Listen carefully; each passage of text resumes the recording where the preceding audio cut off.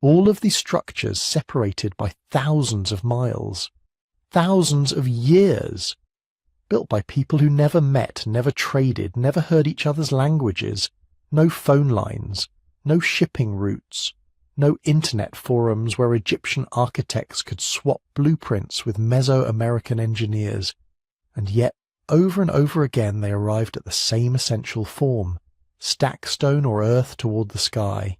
Make it big, make it last, make it a shape that dominates the horizon and refuses to be ignored. Why? That's the question that fuels 1,000 documentaries, internet rabbit holes, and late-night conversations about ancient mysteries. It's a genuine puzzle, not the kind that requires aliens or lost super-civilizations to solve, but the kind that reveals something fundamental about how humans think, build and reach for meaning when they look up at the stars or down at the earth beneath their feet. Now, let's be clear, not literally every ancient civilization built pyramids. The Indus Valley cities of Harappa and Mohenjo-Daro built sophisticated urban grids and citadels, but no pyramids. Mycenaean Greece preferred palaces and tholos tombs. Plenty of complex societies chose other ways to make their mark. But the pattern is striking enough, widespread enough, and consistent enough that it demands explanation. Why did so many unconnected cultures, working with different materials, different gods, and different ideas about death and power, independently decide that the best way to build something eternal was to build it in this shape? If you're listening to this to fall asleep, that's exactly why I make these. So maybe subscribe and tell me in the comments, where are you right now? What time is it where you are? I love checking and seeing Singapore at sunrise, London at lunch, Los Angeles at midnight, all listening to the same story about stones stacked by people who've been gone for thousands of years. This isn't going to be a mystery show that strips credit from the builders or pretends we know nothing. We know a lot, but what we know makes the question even more interesting. Let's start at the beginning. Before there were pyramids, there were mastabas, and before mastabas, there was the Nile. Picture Egypt around 3100 BCE. The river runs north through a narrow green corridor of life, flanked on both sides by rising desert that stretches empty and gold to the horizon. Every summer, like clockwork for thousands of years, the Nile floods. Water spills over the banks, deposits rich black silt across the fields, then retreats. The Egyptians plant, harvest, and live their lives on that thin strip of fertility. But when they die, they're carried west, up onto the high desert plateau where the floodwaters never reach, where the ground stays dry and the dead stay undisturbed. On that plateau, near the edge where desert meets cultivation, the first kings and elites of united Egypt built their eternal homes. Not pyramids, not yet. Mastabas, low rectangular platforms of mud brick, flat-topped maybe 3 or 4 meters high, built over deep vertical shafts that drop down into underground burial chambers. The word mastaba comes from the Arabic word for bench. That's what they looked like from a distance, big benches of brick sitting out on the empty sand. But they weren't simple. Even the earliest royal mastabas at Saqqara, built just after 3000 BCE, were massive. Some stretch nearly 60 meters long and 25 wide. Their exterior walls were decorated with elaborate niched facades that mimicked the architecture of royal palaces, row after row of recessed panels that played with light and shadow. The message was clear. This wasn't just a grave. This was a house, a palace for eternity. Inside, these structures were honeycombed with rooms, dozens of chambers packed with supplies, stone vessels by the thousands, tools, furniture, preserved food, beer jars, clothing, everything the dead might need in the next life. Some mastabas had offering chapels built into the superstructure, complete with false doors carved into the stone, doorways that existed only symbolically, so offerings of bread and beer and incense could pass through to nourish the spirit inside. because the Egyptians believed the person didn't end at death. They believed in the Ka, the life force that needed a dwelling and sustenance. They believed in the Bayar, the mobile soul that could fly out and return, but needed a physical anchor, a body or statue to come back to. Without a secure tomb, without offerings, without a name carved in stone, the dead could be erased, scattered, lost. The tomb wasn't just for remembrance, it was infrastructure. The engine that kept a person existing after their heart stopped beating. So mastabas grew, generation by generation, reign by reign. Mud brick gave way to stone, at least for the most important burials. The rooms multiplied. Storage magazines, serdabs, sealed chambers where stone statues of the deceased sat in the dark, connected to the outside world only through narrow slots so incense smoke and prayers could reach them. The enclosure walls around the mastabas got thicker, higher, more fortress-like. By the early 3rd dynasty, some of these structures dominated the desert skyline. You could see them for miles, and at some point someone had a thought. What if we didn't stop at one level? What if we stacked them? That's the impulse that will eventually create pyramids, but it didn't happen all at once. The shift from mastaba to pyramid wasn't a sudden lightning bolt of inspiration. It was incremental.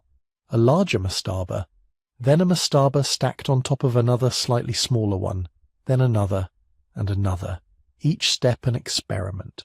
Each reign pushing a little higher, testing what stone could do, what workers could accomplish, what would make a tomb not just eternal but unmistakable. This is the part most people skip when they talk about pyramids. They jump straight to the finished monuments, the polished stones and perfect geometry. But the story starts here, in the slow escalation of mud and brick and human ambition on the edge of the desert. It starts with the idea that the dead deserve permanence, that a life, once lived, should leave a mark the earth can't erase. And here's what makes this so strange and so fascinating.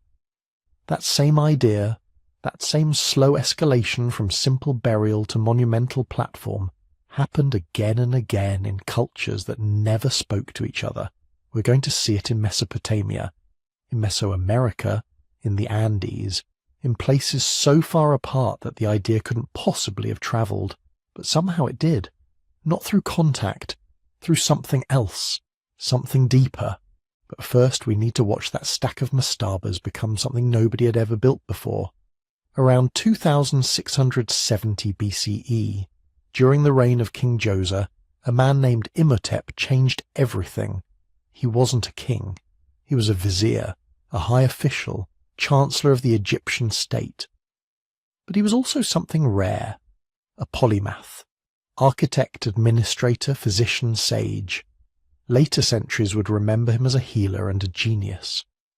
1,000 years after his death, scribes would pour offerings to him before beginning their work.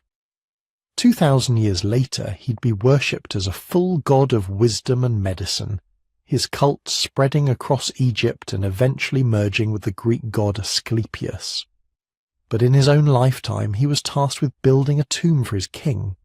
And what he built became the first colossal stone structure in human history, the step pyramid of Djoser at Saqqara, roughly 60 meters high, 6 massive tiers stacked like platforms ascending toward the sky, a shape the world had never seen before. But it didn't start that way. Archaeology tells us the design changed during construction, not once, multiple times. It started as a simple stone mastaba, square, maybe 8 meters tall, about 60 meters on each side. Substantial, but not revolutionary. Just a stone version of what had been built in mud brick for generations. Then, for reasons we can only infer, Imhotep or Djoser or both decided it wasn't enough. The mastaba was enlarged. Stone blocks added to extend it outward, making it bigger, heavier, more dominant on the plateau. Still not enough. The next phase went vertical.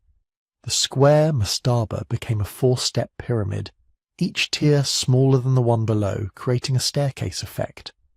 Then, in the final iteration, 2 more steps were added. The structure grew asymmetrical, rectangular rather than square, with 6 distinct levels rising in diminishing tiers. The base stretched roughly 121 by 109 meters, the whole thing oriented east to west, its bulk pressing down on a labyrinth of chambers and corridors carved deep into the bedrock below.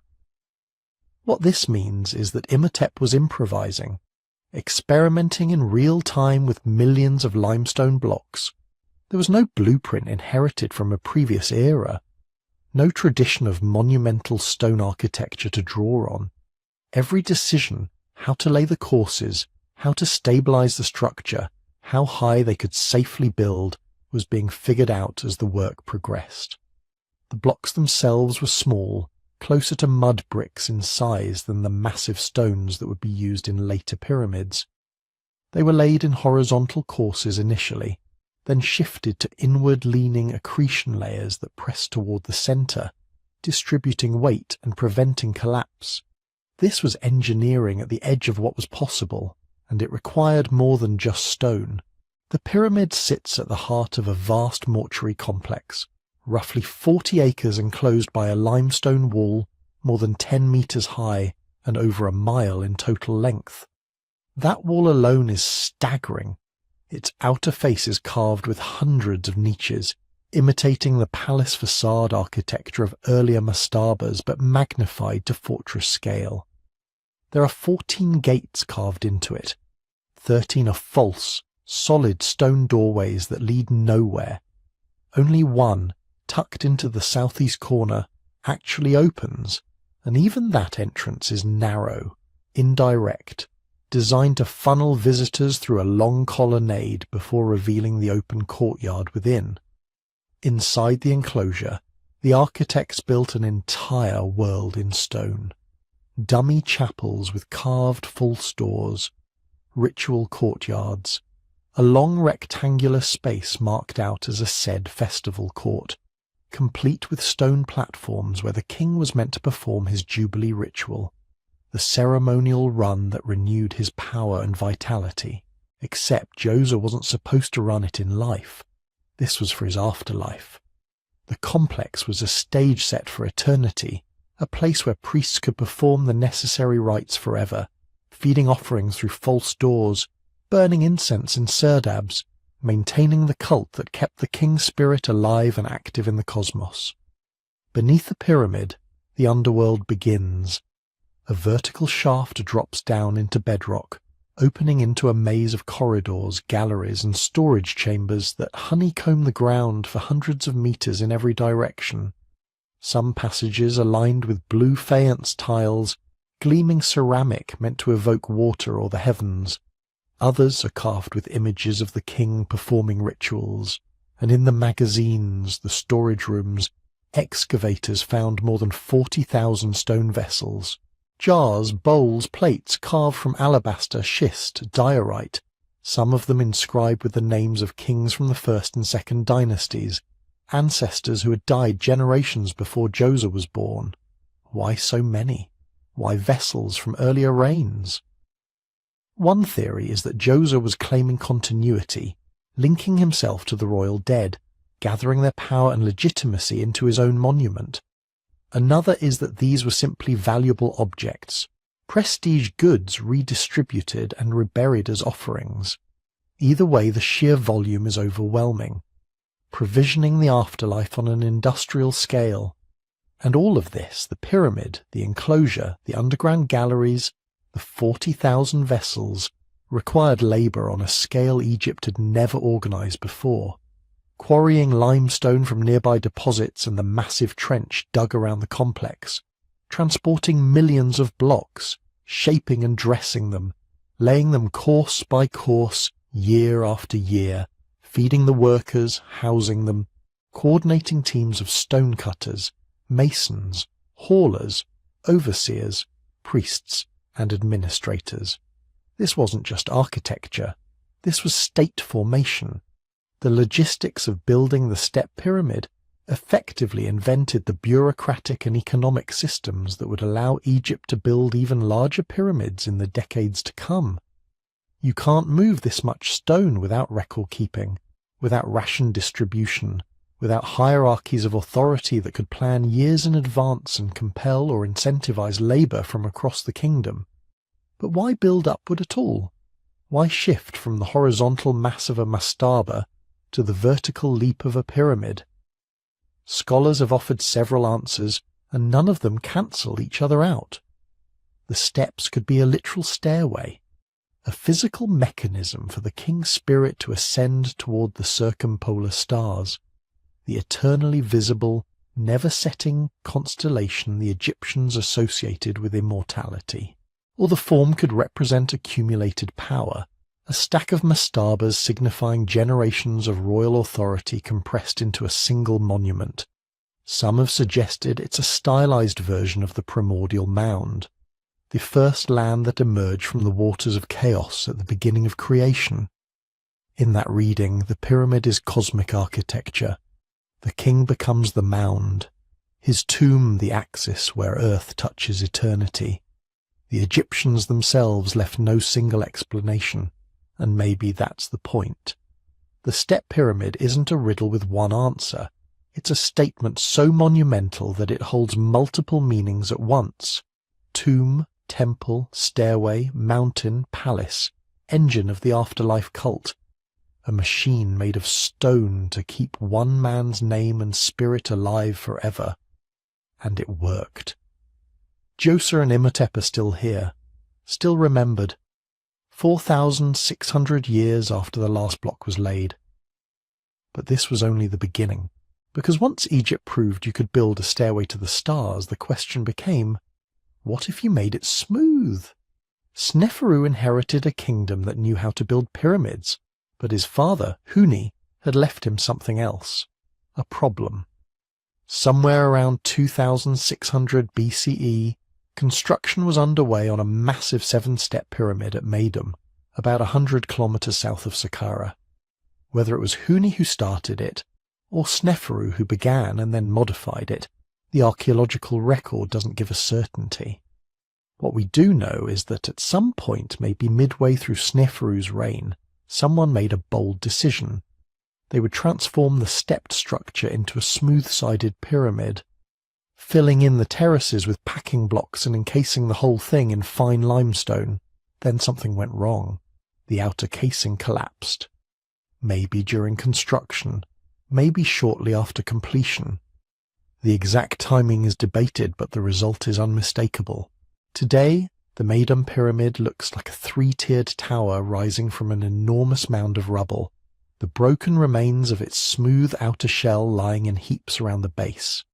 Somewhere in the transition from step pyramid to true pyramid, the engineering failed.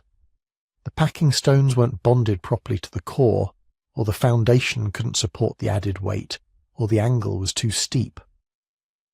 Whatever the cause, tons of limestone came crashing down, and Sneferu learned. At Dashur, about 40 kilometers north, he tried again. The pyramid that resulted is one of the strangest monuments in Egypt. The Bent Pyramid. It rises from the desert at a confident, aggressive angle of roughly 54 degrees, its lower courses climbing steep and sharp. Then, about halfway up at around 47 meters, the angle changes, abruptly. The slope shifts to a much gentler 43 degrees, giving the structure its distinctive broken profile as if the builders suddenly lost their nerve. They probably did. Not because of cowardice, but because of cracks. Most Egyptologists interpret the angle change as a response to structural instability discovered during construction. The steep lower slope was generating too much stress. The core blocks were shifting. Cracks appeared in the internal chambers. Rather than risk a catastrophic collapse like the one that may have already happened at Meidum, the architects made a real-time adjustment. They changed the angle, reduced the load, and finished the pyramid at a safer slope. This is trial and error on a monumental scale. A king commanding millions of man-hours and uncountable blocks of limestone, and his engineers are figuring out the physics as they go. The bent pyramid stands as a frozen record of that learning process, a visible scar where ambition met the limits of contemporary understanding and had to compromise. But Sneferu didn't stop. Less than 2 kilometers away, he started a third pyramid. This time, he applied everything learned from the previous failures. The Red Pyramid, named for the reddish limestone of its core, rises to about 105 meters, with a base stretching 220 meters on each side. Its slope is 43 degrees from bottom to top. No angle change, no structural drama. Just smooth, consistent geometry, ascending toward a capstone. This is Egypt's first successful true pyramid. The first time a royal tomb achieved the pure triangular form that would define the next century of construction. Sneferu's architects had finally solved the equation. They knew how to lay foundations deep enough to bear the weight, how to bond core and casing stones so the outer shell wouldn't shear away, how to angle the sides steeply enough to be visually dramatic but gently enough to remain stable. And then Sneferu died. His son Khufu inherited a kingdom that knew how to build the impossible. Around 2560 BCE, on the Giza Plateau overlooking the Nile Valley, construction began on what would become the largest pyramid ever successfully completed in ancient Egypt. The Great Pyramid, originally 146.5 meters tall, base covering more than 13 acres, each side roughly 230 meters long. An estimated 2.3 million stone blocks, most weighing between 2 and 15 tons, some of the granite blocks in the king's chamber exceeding 50 tons. The precision is staggering. The base is level to within about 2 centimeters across its entire length. The sides are aligned to the cardinal directions with an accuracy of about 3 arc minutes. This isn't rough approximation. This is deliberate, methodical engineering executed over decades with tools we'd consider primitive: copper saws and chisels, stone hammers, wooden sledges and rope. No pulleys, no wheels for heavy transport, no iron. Inside, the layout becomes a vertical journey. The original entrance, hidden high on the north face, opens into a narrow descending passage that plunges down into the bedrock beneath the pyramid, ending in an unfinished subterranean chamber. But partway down, another passage branches upward. The ascending passage, barely a meter wide and just as tall, climbs at a steep angle through the pyramid's mass. Then it suddenly opens into the Grand Gallery, a corbelled corridor nearly 9 meters high and 47 meters long, its walls leaning inward in overlapping courses that distribute the weight of millions of tons of stone pressing down from above. At the top of the Grand Gallery, a low passage leads into the king's chamber, a rectangular room lined entirely with red granite. In the western end sits a lidless granite sarcophagus, rough cut, undecorated, slightly too large to have been brought through the passages after the chamber was sealed. It was placed during construction, which means the entire pyramid was built around it. Above the king's chamber, 5 separate compartments called relieving chambers stack one on top of another, their ceilings formed by massive granite beams. The purpose is presumably structural, channeling the pyramid's weight away from the burial chamber below. But the topmost chamber contains something unexpected. Quarry marks. Graffiti left by the work gangs, red ochre inscriptions naming their teams. The crew, Khufu excites love. The followers of the powerful white crown of Khufu.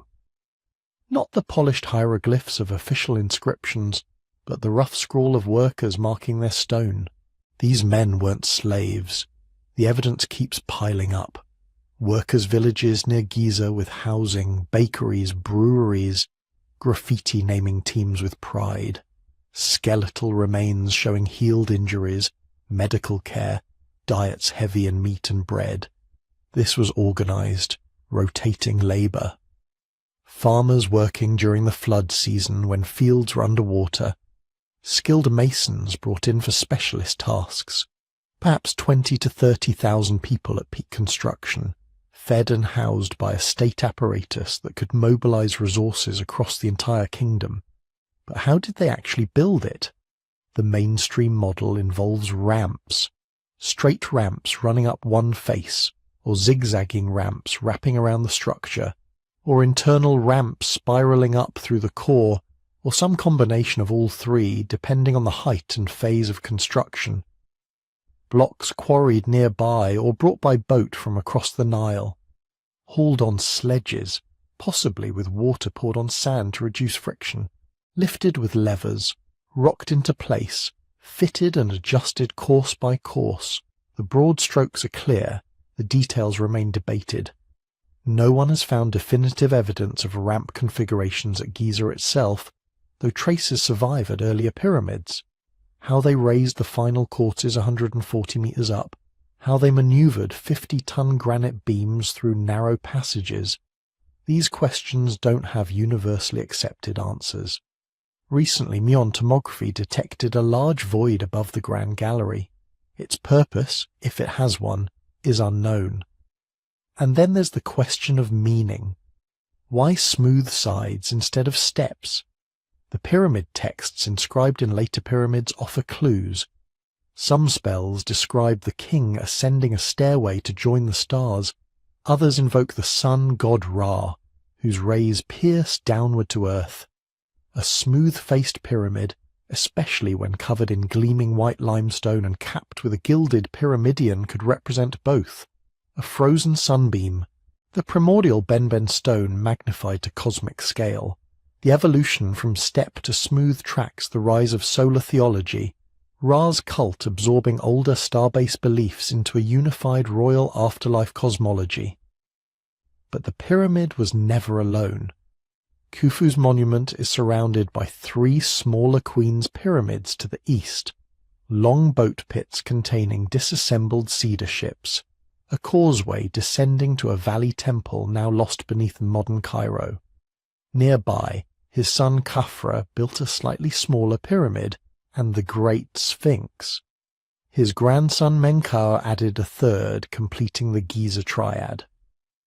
The plateau became a ritual landscape, a city of the dead where priests performed daily offerings, where the living came to petition the royal ancestors, where stone and ceremony maintained the cosmic order that kept Egypt stable and the Nile flooding on schedule. They had reached for perfection, and for a brief moment under the Fourth Dynasty's sun they held it. But perfection is expensive, and the question that would haunt every generation after was whether it could be sustained, or whether the age of giants was already ending. By the time Khufu's grandson Menkaure finished his own, more modest pyramid at Giza, the age of giant experiments was basically over. Later kings would build pyramids, but none would match the Fourth Dynasty for scale or ambition. The perfect form had been achieved. The question now was what to do with it. And if you leave the royal cemeteries around Memphis and head south along the Nile, another question appears. One that feels smaller at first, then grows stranger the more you think about it. Scattered along hundreds of kilometers of riverbank, tucked near provincial towns, far from any royal necropolis, stand a series of little step pyramids. Not one vast monument dominating the horizon, but at least 7 tiny rough masonry cousins. At Sayla in the Fayum region, at Zawiyat el-Mayitin near modern Minya, at Nakada, El Kula, Sinki, Edfu South, and on the island of Elephantine near Egypt's southern border, each one only about 10 to 20 meters high when complete. Just a handful of steps, no vast internal corridors, no granite-lined burial chamber, no sarcophagus. They're solid. To an engineer, that's the strangest fact. These things are basically big stone piles with a stepped profile. No hidden rooms, no tunnels, just layers of local stone rising in small, crude terraces, like an echo of Djoser's masterpiece shrunk down and hollowed of purpose. Archaeologists usually date them to the late 3rd Dynasty or early 4th, roughly the time of Huni and Sneferu, when the court around Memphis was still experimenting with large-scale stone construction. Many scholars tentatively credit Huni with commissioning the whole series, though the masonry and context are slippery enough that some suggest later kings joined in, adding one here or there. If they're not tombs, what are they?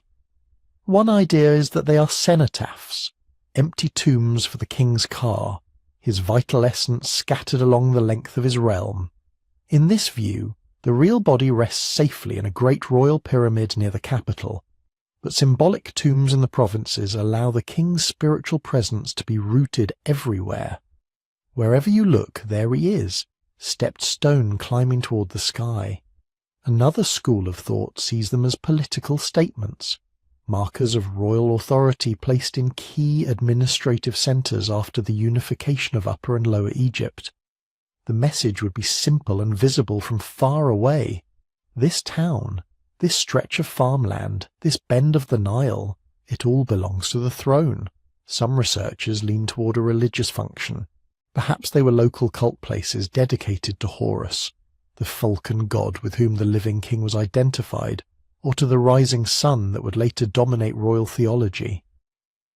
A stepped pyramid, even a tiny one, is still an artificial mountain, still a place where sky and earth symbolically meet, where offerings can rise and blessings descend.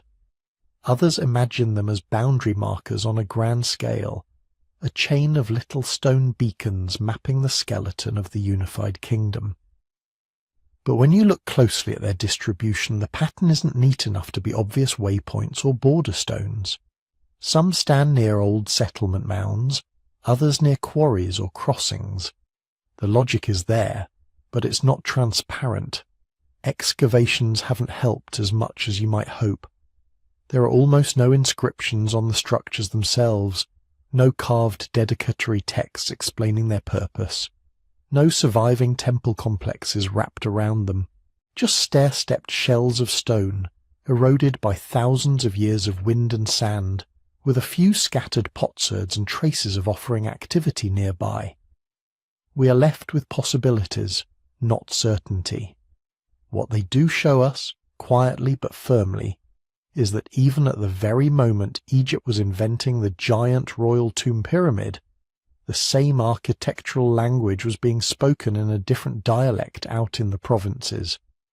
The pyramid idea was already more flexible than the gleaming colossus at Giza might make us think. It could be a monumental royal grave, but it could also be a compact, solid, probably cultic structure with no body inside at all. Then history moved on. The Old Kingdom collapsed around 2200 BCE in a tangle of Niles, famine, regional power grabs, and administrative breakdown. The Great Pyramid fields went quiet. When central authority revived in the Middle Kingdom, almost 5 centuries later, the kings of the 12th dynasty did something revealing. They brought the pyramid back. Amenemhat I, Senusret I, Amenemhat II, and especially Amenemhat III all built pyramids. But if you visit their remains today, most of what you see is rubble, not because they were small or because the builders were incompetent, but because the construction strategy had changed.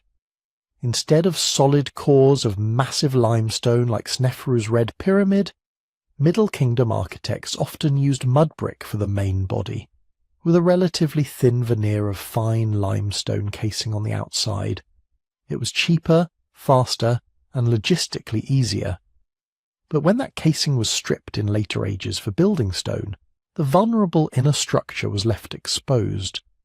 Thousands of years of weather have turned once impressive pyramids into low, slumping mounds, barely recognizable without excavation.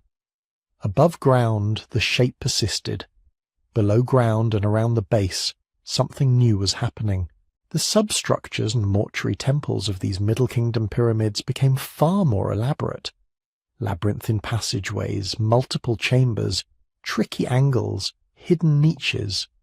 One complex associated with Amenemhat III at Hawara impressed later Greek visitors so much that they called it simply the Labyrinth, a bewildering maze of rooms and corridors. It's as if the pyramid had split into two expressions, the outer form simplified and economized, the inner experience underground and architectural, growing ever more complex, a puzzle for robbers to solve, a journey for the king's soul to travel, a ritual map of the afterlife. And still, thieves came. Tomb robbery was not a late development in Egypt. It was a constant background pressure. From early on, the promise of concentrated wealth, gold, precious stones, fine linens, ritual equipment, inside a known burial monument was irresistible. Old Kingdom pyramids were broken into in antiquity. Middle Kingdom pyramids were no safer. The very visibility that made these monuments powerful statements of kingship also made them excellent targets. In the New Kingdom, the royal response was radical. Kings stopped putting their bodies inside pyramids at all.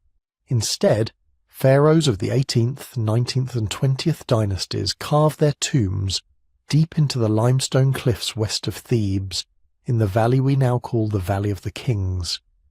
From the floodplain, you can't see the tombs themselves, just a desolate wadi walled in rock. The monumental architecture, the place where ritual and propaganda still played out, shifted to separate mortuary temples on the edge of the cultivation, like Hatshepsut's terraced temple at Deir el-Bahri or Ramesses III's complex at Medinet Habu. The tomb became hidden, secret, ideally known only to a small circle of trusted workers and priests. Its decoration focused on the king's journey through the night, through the underworld, guided by the sun god in his bark. Labyrinths of corridors now tunneled through rock instead of mud brick cores, and yet, even here, pyramid symbolism never entirely vanished. If you stand in the Valley of the Kings and look up, one peak dominates the skyline, a sharp, conical mountain called El Qurn. Its profile is uncannily pyramidal, rising above the clustered tomb entrances like a natural stone pyramid placed by geology instead of kings. Many Egyptologists think this was not an accident of taste. By placing their hidden tombs under a mountain that already looked like a pyramid, New Kingdom rulers could tap into the old symbolism without advertising the exact location of their graves. Meanwhile, among the people who actually dug those tombs, the pyramid quietly came back in miniature.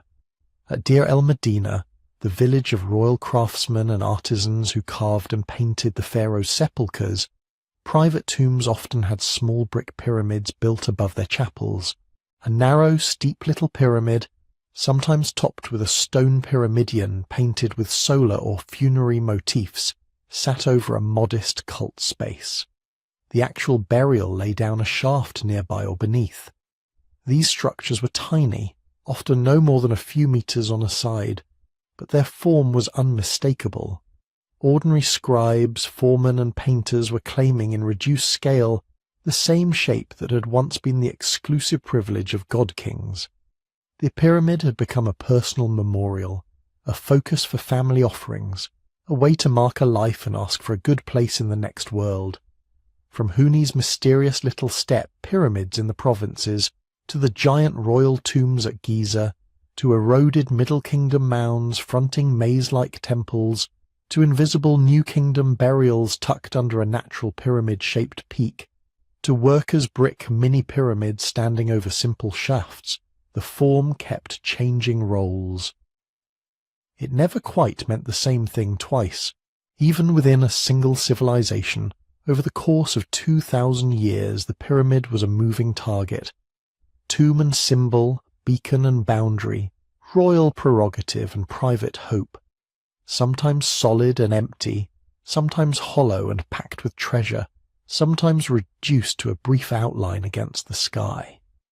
And as the Nile carried these shapes past fields and villages, another river of ideas was flowing south, beyond Egypt's first cataract, into a different kingdom that would one day pick up the pyramid form and make it their own, sharper, steeper, and multiplied by the hundreds. South of the first cataract, the river narrows and the cliffs close in. Granite boulders break the current. The Nile stops being a languid highway and becomes something rougher, more layered. This region the Egyptians called Tarseti, the land of the bow. Further on, the land that Greek writers would later call Ethiopia. Today, northern Sudan. For most of pharaonic history, Egyptian scribes wrote about the people here as neighbours, rivals, trading partners, sometimes enemies. They came for gold, for incense, for exotic animals, for prisoners of war. They carved victory scenes on temple walls showing Nubian chiefs in foreign clothes, brought to their knees before the king of the two lands. But history has a habit of turning pictures around. By the late 2nd millennium BCE, Egypt's own power was fading.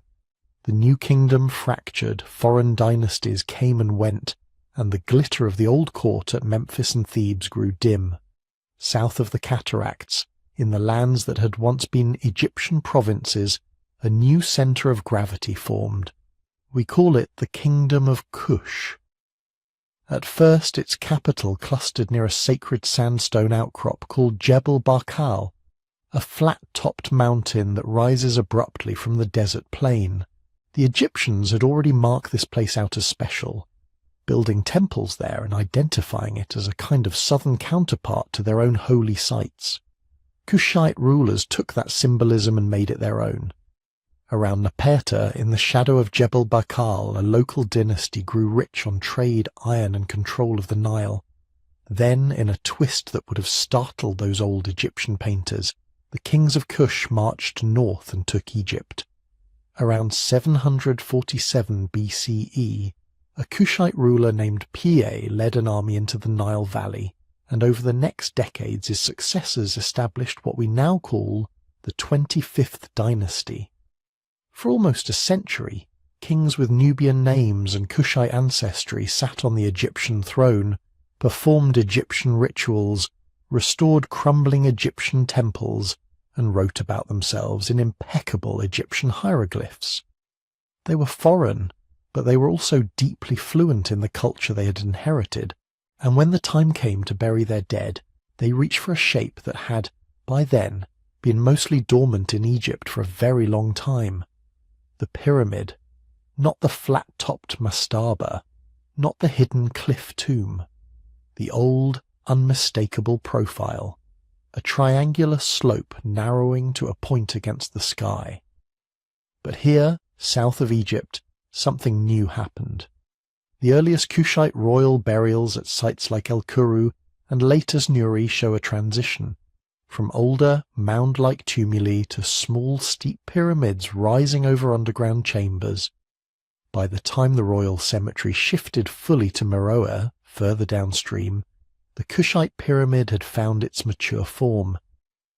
If you walk among them in your mind, the scale feels strange at first. Forget the Great Pyramid's sweeping baselines and slow, shallow angles. Nubian pyramids are much smaller in footprint, often just a few meters wide at the base, rising sharply to heights of 10, 20, maybe 30 meters at most. Many stand at slopes of around 60 or 70 degrees like stone spears driven into the desert. There are a lot of them. Across the royal fields at Napata and especially at Meroe, archaeologists count more than 200 Nubian pyramids, more in total than in all of Egypt. At Meroe alone, 3 main cemeteries, north, south, and west of the ancient city, hold well over 100 steep, narrow monuments crowded together on low ridges of sand. Seen from a distance, they look like a jagged forest of triangles, each one casting a thin shadow. Up close, another difference appears. These are not massive, solid limestone mountains like Sneferu's great projects. Most Kushite pyramids have cores of roughly laid stone rubble or brick, faced in sandstone blocks, their outer surfaces once plastered smooth and likely painted. Time and erosion have chewed away much of that outer skin, but enough remains to show careful masonry, not just piled rock, and they are not empty symbols. Each Nubian pyramid, or at least each royal and elite one, is paired with a small chapel attached to its eastern face. The chapel is often a simple rectangular room opening toward the rising sun, with a doorway framed by carved sandstone. Step inside in imagination and the walls come alive. Relief panels show the dead king or queen standing before gods who would be instantly familiar to an Egyptian priest of the New Kingdom. Osiris, lord of the underworld, Isis, the mourner and magician, Anubis with his jackal head, falcon-formed Horus, the sun disk with its encircling cobra. There are offering tables piled with bread and fowl, jars of beer and wine, lines of priests and attendants bringing gifts. But look more closely. The royal figures wear Kushite crowns, heavy earrings, distinctive jewellery. Their names, carved in cartouches, are those of Kushite rulers. In some chapels alongside Egyptian hieroglyphs appear signs of a different script entirely. The cursive strokes of Meroitic writing, the indigenous language of the kingdom. Local deities slip into the pantheon, regional titles into the text. What you are seeing is not simple imitation, it's translation. Kushite elites took the Egyptian idea of the pyramid tomb complex, the external marker above, the burial chamber below, the ritual chapel for ongoing offerings in between, and rebuilt it in their own landscape, their own materials, their own style. They accepted the broad logic, a monument that ties the dead to the sky, a place for the living to feed the memory of the king, images of an afterlife structured by gods and judgment. But they changed the accent. The steepness of the pyramids, the clustering of dozens of monuments on relatively small burial hills, the specific mix of Egyptian and local religious imagery, these choices turn the form into something distinctively Kushite. Over roughly 1,000 years, from about the 8th century BCE into the 4th century CE, while Egypt's own royal pyramid tradition remained a distant memory, the people of Kush kept building them. The style did not stand still.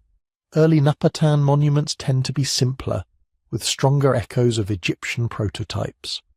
As time goes on, chapels at Meroe become more elaborate. Reliefs grow more crowded, compositions more inventive. Inscriptions shift gradually from purely Egyptian hieroglyphs toward Meroitic script, signalling not just a change in artistic fashion, but in written language and identity. The underground tombs themselves evolve, multiple chambers, different arrangements of sarcophagi and grave goods, varying blends of Egyptian, Nubian, and later influences. From El Kuru to Nuri to Meroe, you can trace a line of experimentation. A borrowed architectural idea is not frozen. It breathes, adapts, sprouts local branches. The pyramid, carried south centuries earlier as the prestige form of a northern empire, becomes the emblem of another kingdom's own religious and political life. And then, long after the last Kushite king was laid to rest under a steep sandstone cone, the monuments faced a new kind of danger. In the 1830s, an Italian treasure hunter named Giuseppe Fellini arrived at Meroe with a simple assumption. If the Egyptian pyramids had once housed gold and royal jewellery, surely these southern pyramids did too. Lacking patience for careful excavation, he chose a more direct method. He blew the tops off. Using explosives, Fellini and his workers hacked into pyramid after pyramid, cutting off their pointed crowns, digging down from above in search of hidden chambers and hoards. In at least one case he found spectacular treasure, a queen's jewellery so intricate and refined that European collectors initially refused to believe it came from Black Africa at all. Only when they saw the objects did they relent. The treasures sold, the damage remained. Even today, many of the pyramids at Meroe stand truncated, their summits jagged or simply gone, as if some invisible hand had lopped them off. It is a quiet, enduring record of 19th century looting, of a time when Kushite history was treated not as a civilization's memory, but as a quarry for curiosities. So the story of these pyramids is double. On one side, they represent one of the clearest cases we have of cultural transmission. A society sees a prestigious monument in a powerful neighbour, adopts it consciously, and then reshapes it over centuries into something linked but new. No need to invoke lost continents or forgotten world-spanning builders here. The line of influence is visible, written in stone and inscription. On the other side, they remind us that adoption is never just copying. The choice to keep building pyramids in Kush, long after Egypt had moved on to different royal tomb forms, says something about how powerful that shape had become for them. A steep compact pyramid, a chapel for offerings, an underground chamber filled with objects meant to work in the next world. This was how a Kushite king or queen should be remembered. The angle is sharper, the scale is smaller, the number is greater, the meaning overlaps with Egypt's but is not identical. A mountain for the dead can wear more than one cultural face. As the wind shifts the sand around these broken points of stone, another question begins to surface. If a pyramid can travel from one culture to another and change so much along the way, what happens when we look even farther afield, beyond the Nile altogether, to places where no Egyptian architect ever set foot, but where the same basic shape rises anyway, for different gods, under different skies? To follow that question, we have to leave the Nile altogether, not just cross a border, but change rivers. Imagine turning your back on the Saharan sky and walking east, over deserts and dry plateaus, until another waterway appears. Not a single, narrow strip like the Nile, but a broad lowland where two great rivers, the Tigris and the Euphrates, wander and split and rejoin, looping through mudflats and reeds. This is Mesopotamia, in Greek simply the land between the rivers. Today, mostly Iraq, with parts of Syria and Iran. Here too humans learned to stack earth toward the sky. Long before anyone carved limestone blocks for Khufu or raised sandstone for Kushite queens, people in this alluvial plain were already lifting their sacred places above the flood. The ground here is flat, the horizon huge. There is no natural stone to quarry in the riverine heartland, only clay, endlessly replenished, endlessly malleable. So they baked it. From the Ubaid period onward, small raised platforms of mud brick supported early shrines. Over centuries those platforms grew. As villages swelled into cities like Uruk, Ur and Babylon, the low podiums under their temples thickened and tiered, lifting the holy rooms higher and higher above the surrounding streets. By the late 3rd millennium BCE, the shape had become something unmistakable, the ziggurat. The word comes to us through Akkadian, probably from a root meaning to build high, to raise. In its mature form, a ziggurat is a massive terraced tower, a solid mountain of sun-dried bricks, reinforced with layers of reeds and rubble, its outer skin faced with harder fired bricks, sometimes glazed in shining colours. Each level steps back from the one below, creating a series of receding platforms stacked toward the sky. From a distance it looks like a staircase that has forgotten what it was supposed to be attached to and simply climbs into emptiness. One of the clearest examples we have is at a city with a name that already feels familiar from other stories. Ur. Sometime around 2100 BCE, a king named Ur-Nammu decided to remake his capital's Sacred Heart. Ruler of what we call the Third Dynasty of Ur, he commissioned a new temple complex for the city's patron deity, the moon god Nana, Sin, as later Babylonians would call him. At the centre of that complex he ordered a ziggurat. Try to picture it as it would have looked when the bricks were fresh.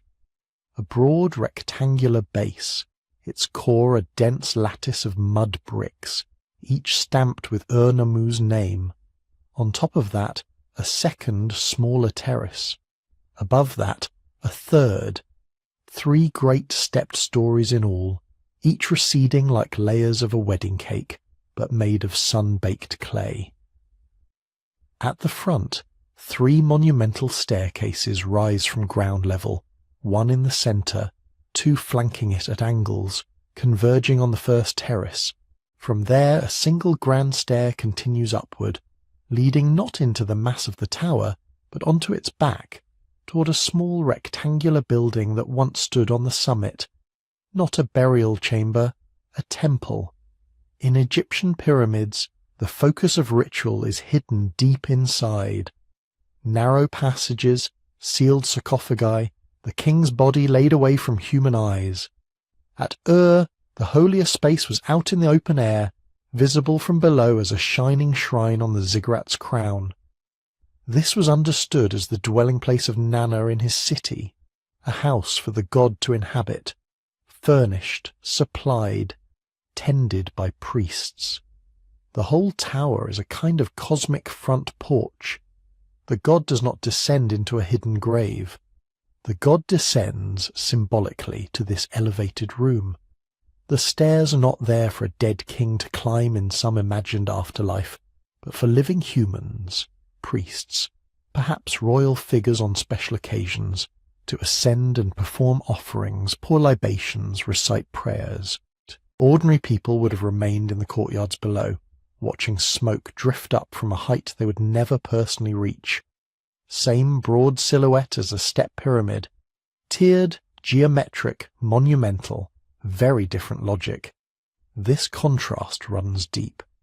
Egyptian royal pyramids, at least in their classic Old Kingdom form, are tombs first and foremost. They are made of stone, the hardest, most enduring material available, and once the burial is complete, they are meant to be closed, even if a cult continues in chapels nearby. Mesopotamian ziggurats, by contrast, are temples raised on platforms. They are house mountains for gods, not graves for kings. They are made of clay, not quarried stone. Millions upon millions of sun-dried bricks, vulnerable to rain and time. They require constant maintenance. Kings boast in inscriptions of repairing or rebuilding older ziggurats, peeling away their eroded faces, refacing them, sometimes adding new tiers or new decorative glazed bricks. Pyramids in Egypt are finished and sealed, ziggurats are perpetual projects, and yet in both cases the form reaches upward, towards something beyond the human scale. Many modern scholars talk about the ziggurat as an axis mundi, a world axis, a place where earth and sky touch. That sounds abstract, but in Mesopotamian texts the idea often appears in concrete form.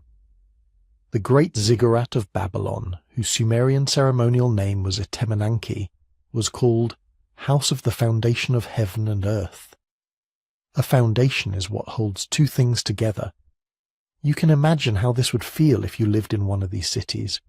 On ordinary streets, mud brick houses crowd together, 1 or 2 stories high, their flat roofs at the same level.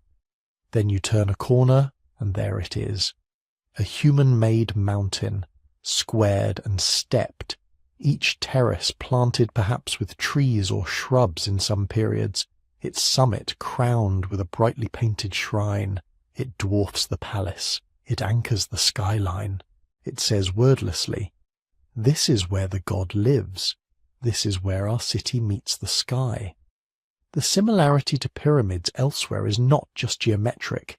In Egypt, the king's tomb mountain ties him to the sun, to the circumpolar stars, to the heavens where he is supposed to rule forever. In Mesopotamia, the temple tower ties the city to its patron deity, and by extension to the cosmic order that deity maintains. Different religions, different stories, same intuition. If you want to be closer to the gods, you build up. It is tempting to imagine a line of influence between these great traditions.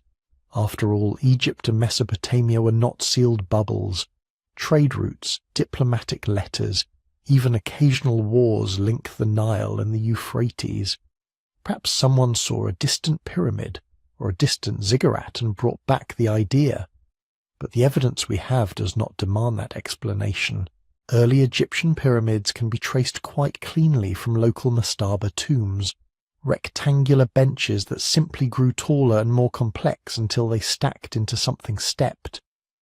Mesopotamian ziggurats grow just as naturally out of earlier low temple platforms that were raised gradually higher to protect shrines from floods and to mark them out from the houses around them.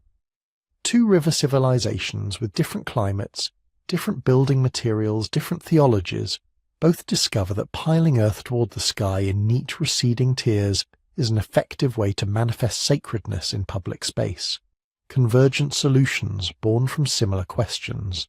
The ziggurat tradition was not limited to one kingdom either.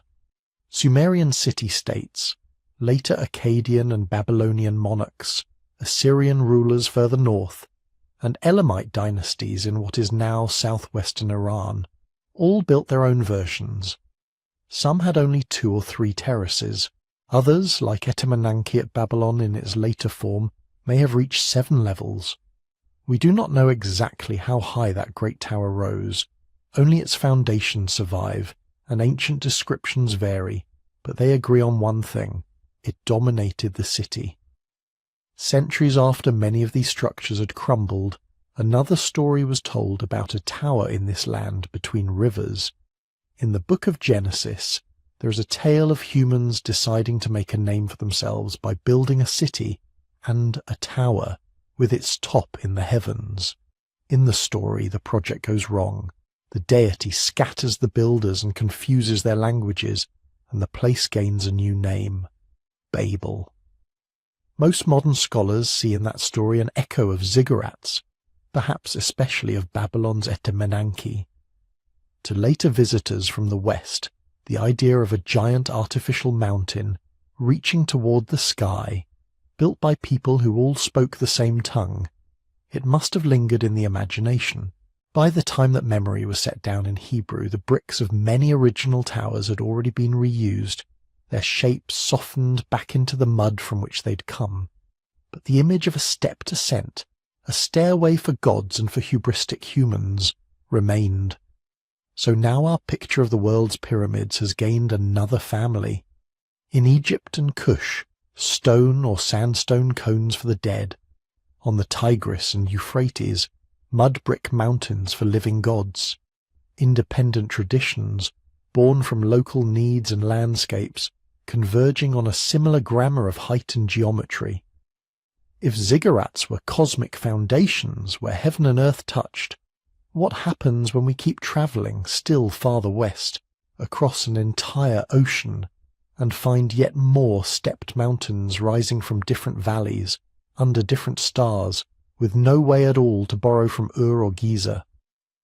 When you follow that last question, the map in your mind has to stretch again, past the Levant, past the Mediterranean, past any coastline that people of Ur or Memphis ever imagined, over an expanse of water so wide that for most of human history it might as well have been another sky, across the Atlantic.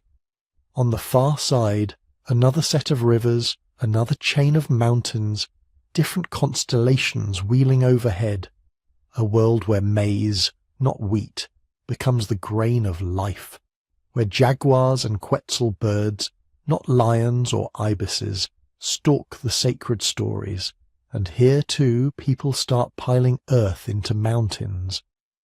The really striking part is that there is no credible evidence of contact between Egypt or Mesopotamia and these lands in the deep past. No ancient Phoenician fleets, no lost Atlanteans bringing blueprints. Just separate populations descended from the same remote ancestors, reinventing monumental geometry on their own. One of the earliest places we see it in this hemisphere is an island of higher ground in a swampy coastal plain in what is now southern Mexico, La Venta. Around the first millennium before our era, people we call the Olmec turned this low rise into the heart of a ceremonial centre. They shaped plazas, buried mosaics of greenstone, raised colossal heads that still gaze sleepily out of the soil, and they built a pyramid. If you could peel back the jungle and the centuries of erosion, the Great Pyramid of La Venta would come into focus as a huge earthen mound, about 34 meters high, roughly 110 feet. Rectangular in plan, originally stepped, it contains something like 100,000 cubic meters of fill. It is not stone-faced, not sharp-edged in the way we tend to picture pyramids. It is more like an artificial hill, compressed out of basket loads of earth, layered and compacted until it towers above the marshes. We do not have a clear written record for what the Olmec called it, or exactly what rituals played out on its summit. That knowledge went into the ground with them. But from the layout of the site, processional ways, offerings placed along axes, alignments that seem to track the movement of the sun, it is hard to escape a familiar impression. This, too, was a man-made mountain, a place where earth reached up toward the sky, and where whatever beings the Olmec revered were invited to meet them halfway. From La Venta onward, the shape spreads, successor cultures in central and southern Mexico, and into what is now Guatemala, Belize, Honduras, and El Salvador, inherit and transform the idea of the raised platform. Over more than 1,000 years, modest mounds swell into vast complexes. Some stay low and broad, others pile steeply, narrowing as they climb, carrying small temples on their summits like crowns. By the turn of the first millennium of our era, one particular city in the central highlands of Mexico has taken this practice to a new scale, Teotihuacan. When the first people settled this valley, the great volcanoes that hem it in were already old. To the south, Popocatépetl rose snow-capped. To the east, Cerro Gordo loomed like a sleeping guardian. Between them, on a broad, gently sloping plain, Teotihuacan grew into something astonishing. At its height, between about 100 BCE and 550 CE, it may have held 100,000 people or more. Its streets were laid out in a grid, its neighborhoods organized, its drainage channeled. This was not a city that just happened. It was planned. The heart of that plan is a broad processional avenue running roughly north-south, the Avenue of the Dead. Along its length, plazas open like lungs. On either side, stepped platforms and multi-story apartment compounds rise in careful rows, and dominating the whole northern half of the city are two pyramids that seem to bring the surrounding mountains into human scale, the Pyramid of the Sun and the Pyramid of the Moon. Today, the Pyramid of the Sun stands about 65 meters high, around 200 feet, with a base roughly 220 meters on each side. It is one of the largest single structures ever built in the ancient Americas, a mass of stone and rubble fill encased in carefully cut talud tablero facades, sloping panels topped by vertical rectangles, repeating like a pattern of breaths as the building climbs. To its north, anchoring the end of the Avenue of the Dead, the Pyramid of the Moon rises on a slightly smaller scale, echoing the shape of Cerro Gordo behind it so closely that the hill and the monument almost rhyme. We can measure these things. We can map their angles. Note that the city's grid is skewed slightly from true north, perhaps to align with particular celestial events or the setting of the Pleiades. We can excavate offerings buried at key points in their construction. Obsidian blades, jade, shell, sacrificed animals, and, in some cases, human remains. What we cannot do, at least not yet, is read the builder's own explanation. Teotihuacan left murals filled with symbols, and there are a few borrowed glyphs from later scripts, but nothing like the self-narrating inscriptions carved on an Egyptian pyramid's chapel or a Babylonian king's foundation brick. The language spoken here, the names the inhabitants use for their temples and gods, their myths of how the world began, those are still debated, teased out of art and later Maya and Aztec stories that look back at this city as already ancient. So the Avenue of the Dead remains in some sense an avenue of questions. We see that these pyramids were not isolated tombs hidden in the desert. They fronted onto plazas that could hold thousands, even tens of thousands of people. Their staircases are broad, their summit platforms open, a stage more than a sealed chamber. Whatever happened on those heights, it was meant to be watched. Teotihuacan was not alone in this. To the south, in the hills of Oaxaca, another city had done something equally radical with the landscape, Monte Alban. Here, the Zapotec chose not a valley floor but a ridge. They spent generations cutting and filling, literally levelling the top of a mountain to create a great rectangular plaza, 300 meters long, ringed by stepped platforms, temples and palaces. From the plain below, Monte Alban must have seemed like a floating island of stone. On its surface, platform pyramids serve as bases for shrines and council halls, stairways rising from the plaza to the buildings above. Inscriptions carved on slabs hint at wars, alliances, lineages. But again, the pattern is clear. The most important structures are up, on tiers, reached by stairs, focused around open spaces where crowds could assemble.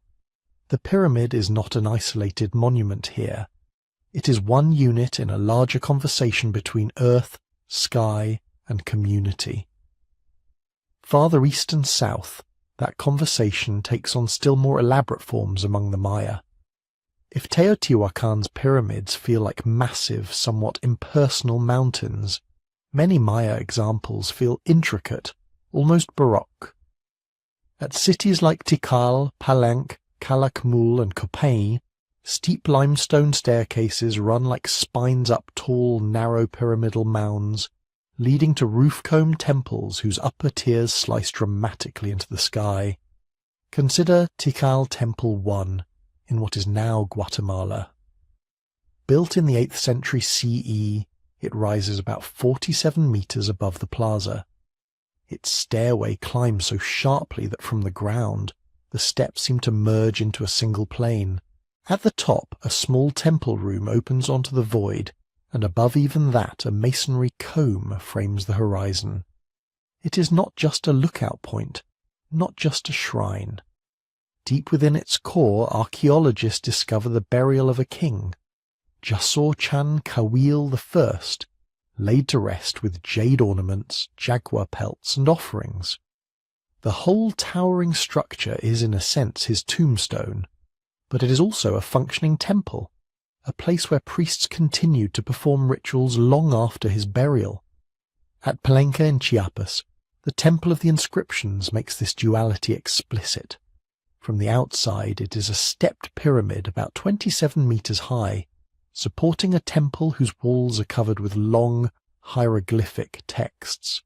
For years, that was all anyone knew.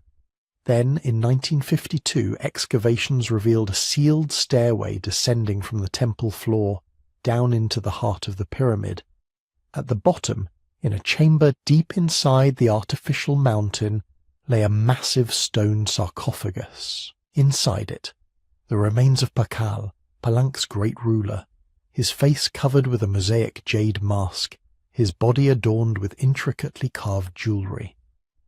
Above, the temple continued to function, its inscriptions recounting dynastic history and ritual obligations. Below, the dead king slept within the pyramid. In Egypt, the king's pyramid and the place of his funerary cult are connected but distinct. Tomb here, mortuary temple there. In Mesopotamia, the ziggurat is the god's house altogether, not a grave. Among the Maya, the two functions often fuse. Pyramid as temple, pyramid as tomb, pyramid as a vertical axis connecting the underworld, the human world, and the sky. The way these buildings came into being also differs in a telling way. If you imagine a pyramid as a single grand project, a pharaoh orders it, thousands labour for decades, it is completed, sealed, and left to stand. That image fits fairly well for the great stone monuments on the Nile. In Mesoamerica, the story is more layered. Again and again, archaeologists have found that the impressive pyramid you see today is not the first version of itself. Beneath later facades, earlier, smaller structures hide like dolls inside dolls. At Teotihuacan, cores of older temples lurk within the great pyramids. At Maya sites, tunneling into staircases reveals previous staircases, completely buried, still bearing stucco masks or paintings that no one was meant to see again. This practice of superimposition, building a new, larger pyramid over an older one, could happen multiple times at a single spot. Each enlargement seems to mark something: the accession of a new ruler, the completion of a calendrical cycle, a major victory or dedication. A pyramid in this logic is less a finished object than a growing organism. It thickens with time, each generation wrapping its own layer of stone around the bones left by the last. The sky itself became a partner in these designs. One of the most famous examples stands at Chichen Itza in the Yucatan, the pyramid of Kukulkan, often called El Castillo. On ordinary days, it is a well-proportioned stepped pyramid roughly 24 to 30 meters high, with 4 staircases, each with 91 steps. Add the top platform as a final step, and the total comes to 365, a neat echo of the solar year. Around the equinoxes, something else happens. In the late afternoon, as the sun angles low, the northwest edge of the pyramid casts a series of sharp, triangular shadows onto the balustrade of the main staircase. For about 3/4 of an hour, those triangles link up with a large stone serpent head carved at the base, creating the illusion of a great feathered serpent undulating down the side of the monument.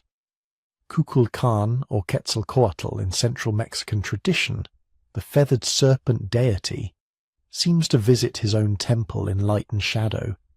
Most researchers agree this effect is intentional. It requires not only careful astronomical observation, but also a precise understanding of how the sun's path will interact with the pyramid's angles at a specific time of year. Here again, architecture is doing more than providing a platform.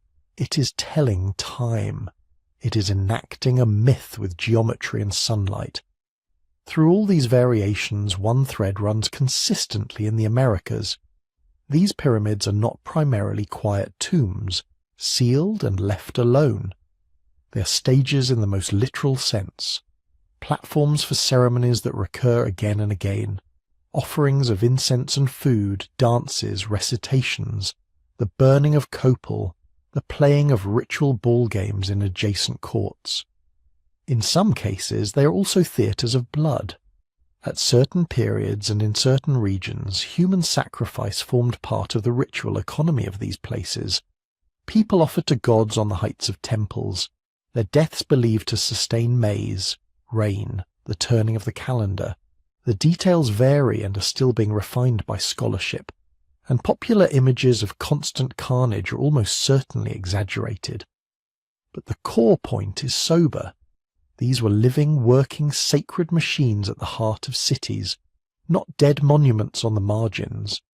Day after day, smoke and sound would have risen from their summits.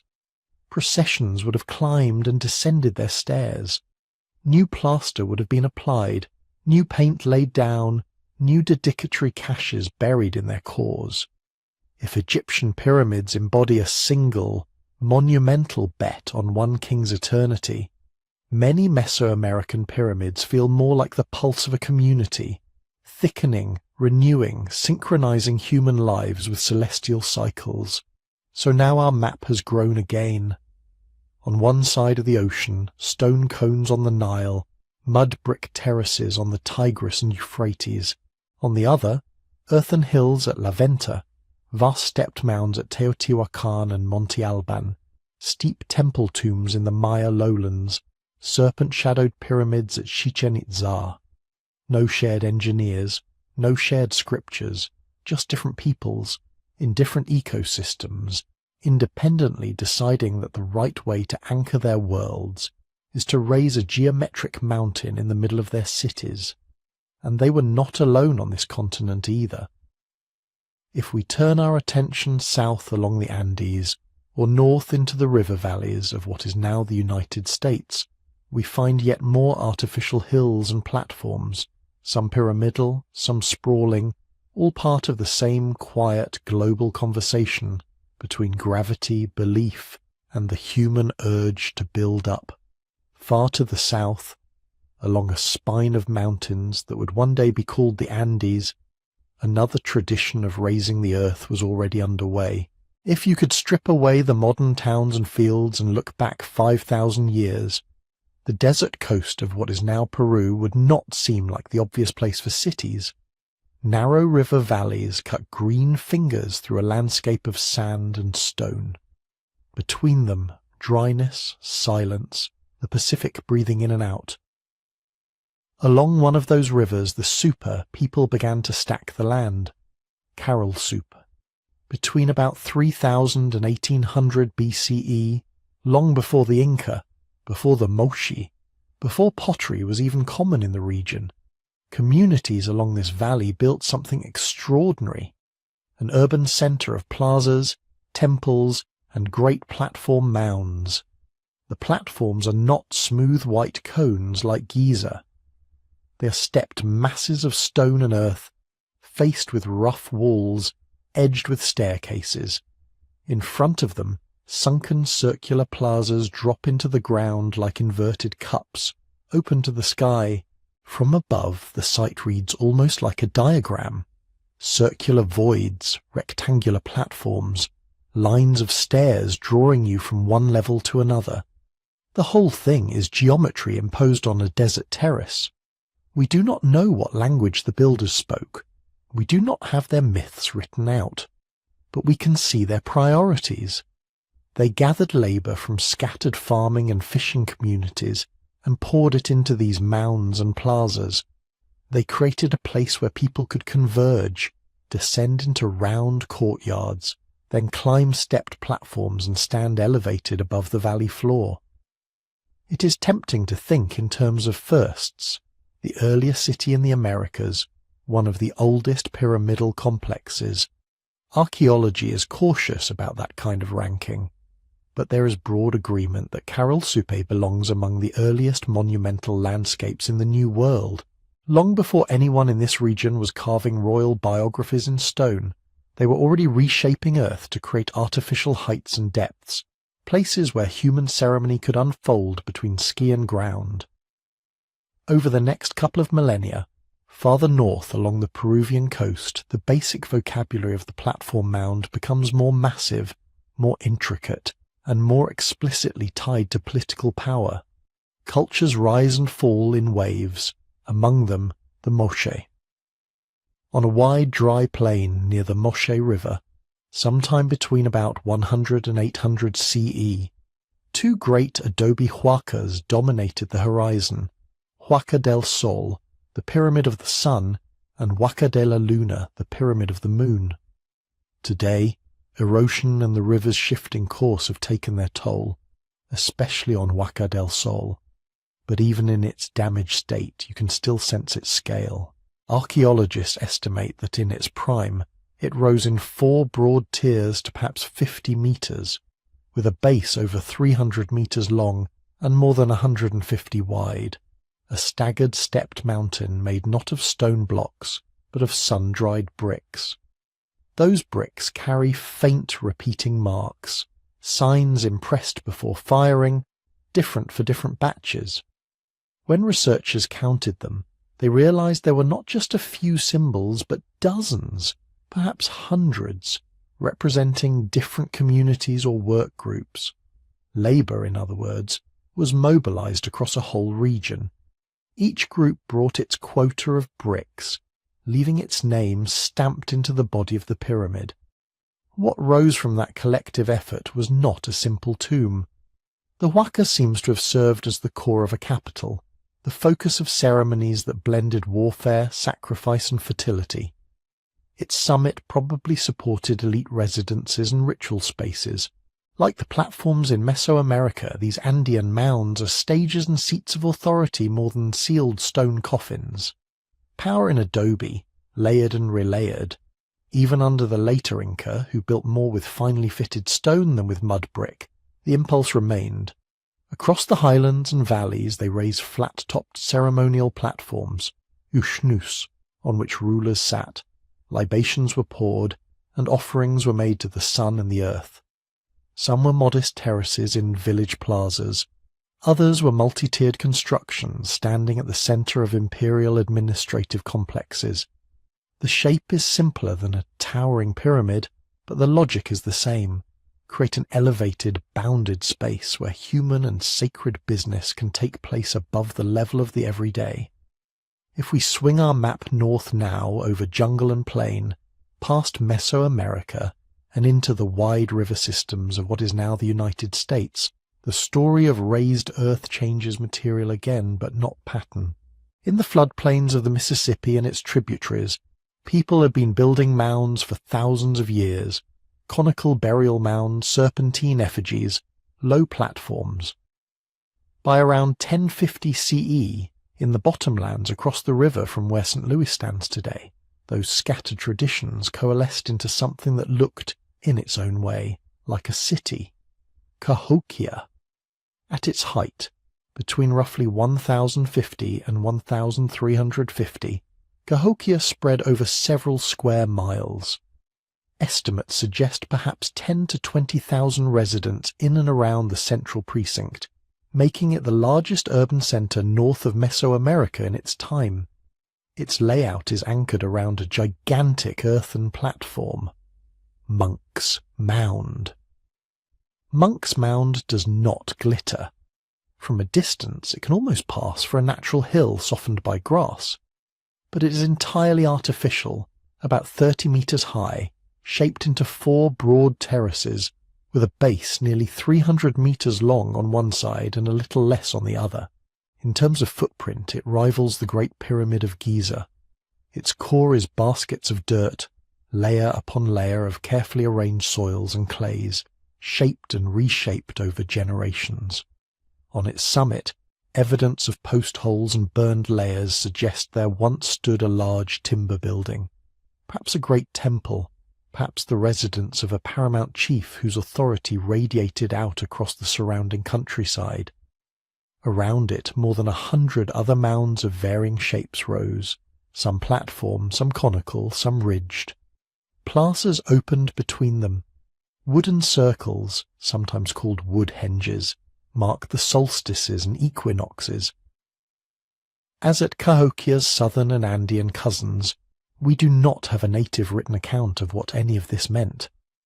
European chroniclers, arriving centuries too late and with their own agendas, tended to dismiss such earthworks as the traces of some vanished, more advanced race, or to downplay them altogether. For a long time, the idea that indigenous peoples of North America could have planned and built a city on this scale was simply not entertained in many textbooks. Yet the dirt itself disagrees. Stratigraphy shows repeated building phases.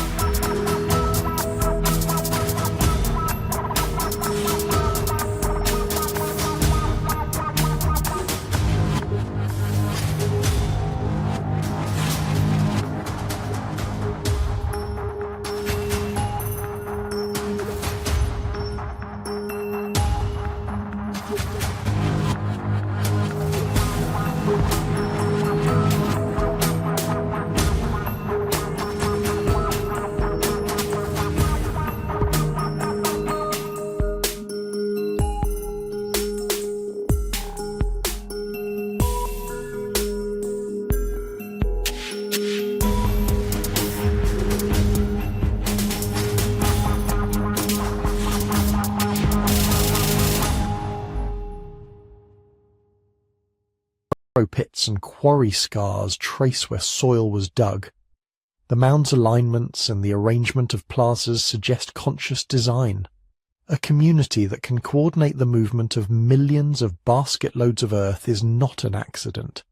It is a society capable of planning, leadership, and shared belief strong enough to keep people hauling soil to a central hill for decades. From Peru's adobe giants to Illinois' earth platforms, the materials differ, but the gesture repeats. Take low ground and make it high. turn a flat floodplain or desert terrace into a topography of meaning. And it is not just the Americas. If we let our attention drift farther west, across the Pacific, other examples flicker up on the edge of night. In northern China, beneath fields and forests, lie huge imperial tumuli. The most famous belongs to the first emperor of Qin, the ruler buried with an army of life-size terracotta soldiers. His actual tomb chamber remains unexcavated, sealed under a massive earthen mound. From the outside, it looks like a broad, truncated hill. Remote sensing and historical texts suggest a structured, perhaps stepped interior, a constructed mountain over an artificial underworld. Whether we call it a pyramid, a barrow, or a tumulus, the logic is again familiar. The ruler lies at the centre of a raised geometric mass, his grave anchored in an artificial elevation. Scattered across islands in the Pacific, in places like Tahiti and elsewhere in Polynesia, stone platforms called marae served as open-air temples and meeting grounds.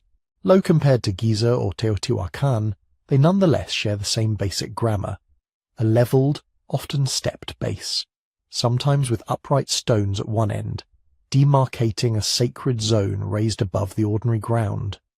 Here, chiefs and priests conducted rites, made offerings, and tied their genealogies to specific elevated points in the landscape. And still later, in the 19th century, on the floodplain of what is now South Sudan, a Nua prophet named Ngundeng Bong began to raise his own mountain. Around 1870, he and his followers started piling earth and ashes into a tall conical mound, ringed with elephant tusks and crowned with ritual objects. By the time it was finished, the Ngundeng Pyramid stood perhaps 15 to 20 meters high, about 300 feet around at its base. For decades, it functioned as a sacred and political center, a physical embodiment of prophecy and identity, until British colonial forces deliberately damaged it in the 1920s. This is not ancient in the way we usually use the word. It is recent enough for photographs, for memories passed down only a few generations, and yet the form, a piled-up, conical, almost pyramidal mound, used as a focus of communal power, fits into the same long lineage as the desert platforms of Corral, the adobe huacas of the Moche, the earthen terraces of Cahokia. Why then do so many of these monuments feel invisible in the popular imagination? Part of it is simple physics. Stone keeps its edges. Earth and adobe soften. Rain rounds corners, wind blurs profiles. A limestone pyramid in a dry desert can hold its sharp silhouette for 4,000 years. A mud brick or dirt platform in a wetter climate can slump into a gentle rise in a few centuries. Without excavation, a great mound can look like nothing more than a natural hill. Part of it is the history of who wrote the earlier guidebooks. For centuries, accounts of world architecture were filtered through colonial perspectives that privileged carved stone, written inscriptions and traditions connected, directly or indirectly, to Europe and the Near East. Earthen monuments in the Americas and Africa were often described as primitive or crude, if they were mentioned at all. Their very materials were taken as proof that they were less sophisticated, less intentional. Yet when archaeologists take these structures seriously, surveying them, mapping them, excavating their fill, the same hallmarks of complexity appear: careful orientation, repeated construction phases, evidence of region-wide labour mobilization, offerings placed in foundation layers, sometimes even astronomical alignments. In technical terms, an adobe platform or a packed earth mound is no less an achievement of planning and communal organization than a sandstone terrace. It is simply made from what was at hand, and so our map of pyramids and pyramid-like forms has grown again. We have stone ziggurats on Mesopotamian plains, step pyramids on the Nile, stacked platforms in Mesoamerican cities, temple tombs in Maya jungles, adobe mountains on the Andean coast, earthen terraces on Midwestern floodplains, burial hills in China, stone marae in Polynesia, a prophetic mound in South Sudan. Many other civilizations never built such things at all. Others left only small hints. But from Peru to Illinois, from the Yellow River to the Pacific atolls, cultures that never exchanged engineers or scriptures still converged on the idea of lifting Earth into ordered geometric heights. What exactly were they all reaching for? A stairway for the dead? A throne for the gods? A stage for the living? Or something that slips between all three? To get closer to an answer, we have to step back from the bricks and baskets of soil and ask a more abstract question. What did these people think a pyramid actually did? If we start with the most obvious answer, the one carved into stone and written in spells, many pyramids were for the dead. Along the Nile and into Nubia, that point is relatively clear. Old Kingdom Egyptian pyramids, Kushite pyramids at Napata and Meroe. These are royal and elite tombs. Somewhere under the mass of masonry there is, or was, a burial chamber. Sarcophagus, grave goods, offerings. In Egypt, the pyramid is only one piece in a larger mortuary landscape. Valley temple, causeway, mortuary temple, subsidiary tombs, all arranged to service the king's ongoing cult. But even here, where the evidence is richest, the pyramid is not just a giant grave marker. When you read the pyramid texts, those dense poetic spells carved inside the later Old Kingdom pyramids, it becomes clear that the structure is meant to do something. Again and again, the texts speak of ascent. The dead king climbs to the sky. He mounts on the smoke of incense, ascends on the ladder of the gods, joins the imperishable stars. Sometimes the imagery is literal, steps, rungs, a ramp of light. Sometimes it is more fluid. The king becomes a falcon, a star, a beam of sunlight. The stone mass above him is not only covering, it is a launch platform, a stairway or perhaps a fossilized ray fixed in place to connect the dark chamber below with the bright, unsetting stars of the northern sky. That stairway to heaven theme does not stay confined to the Nile.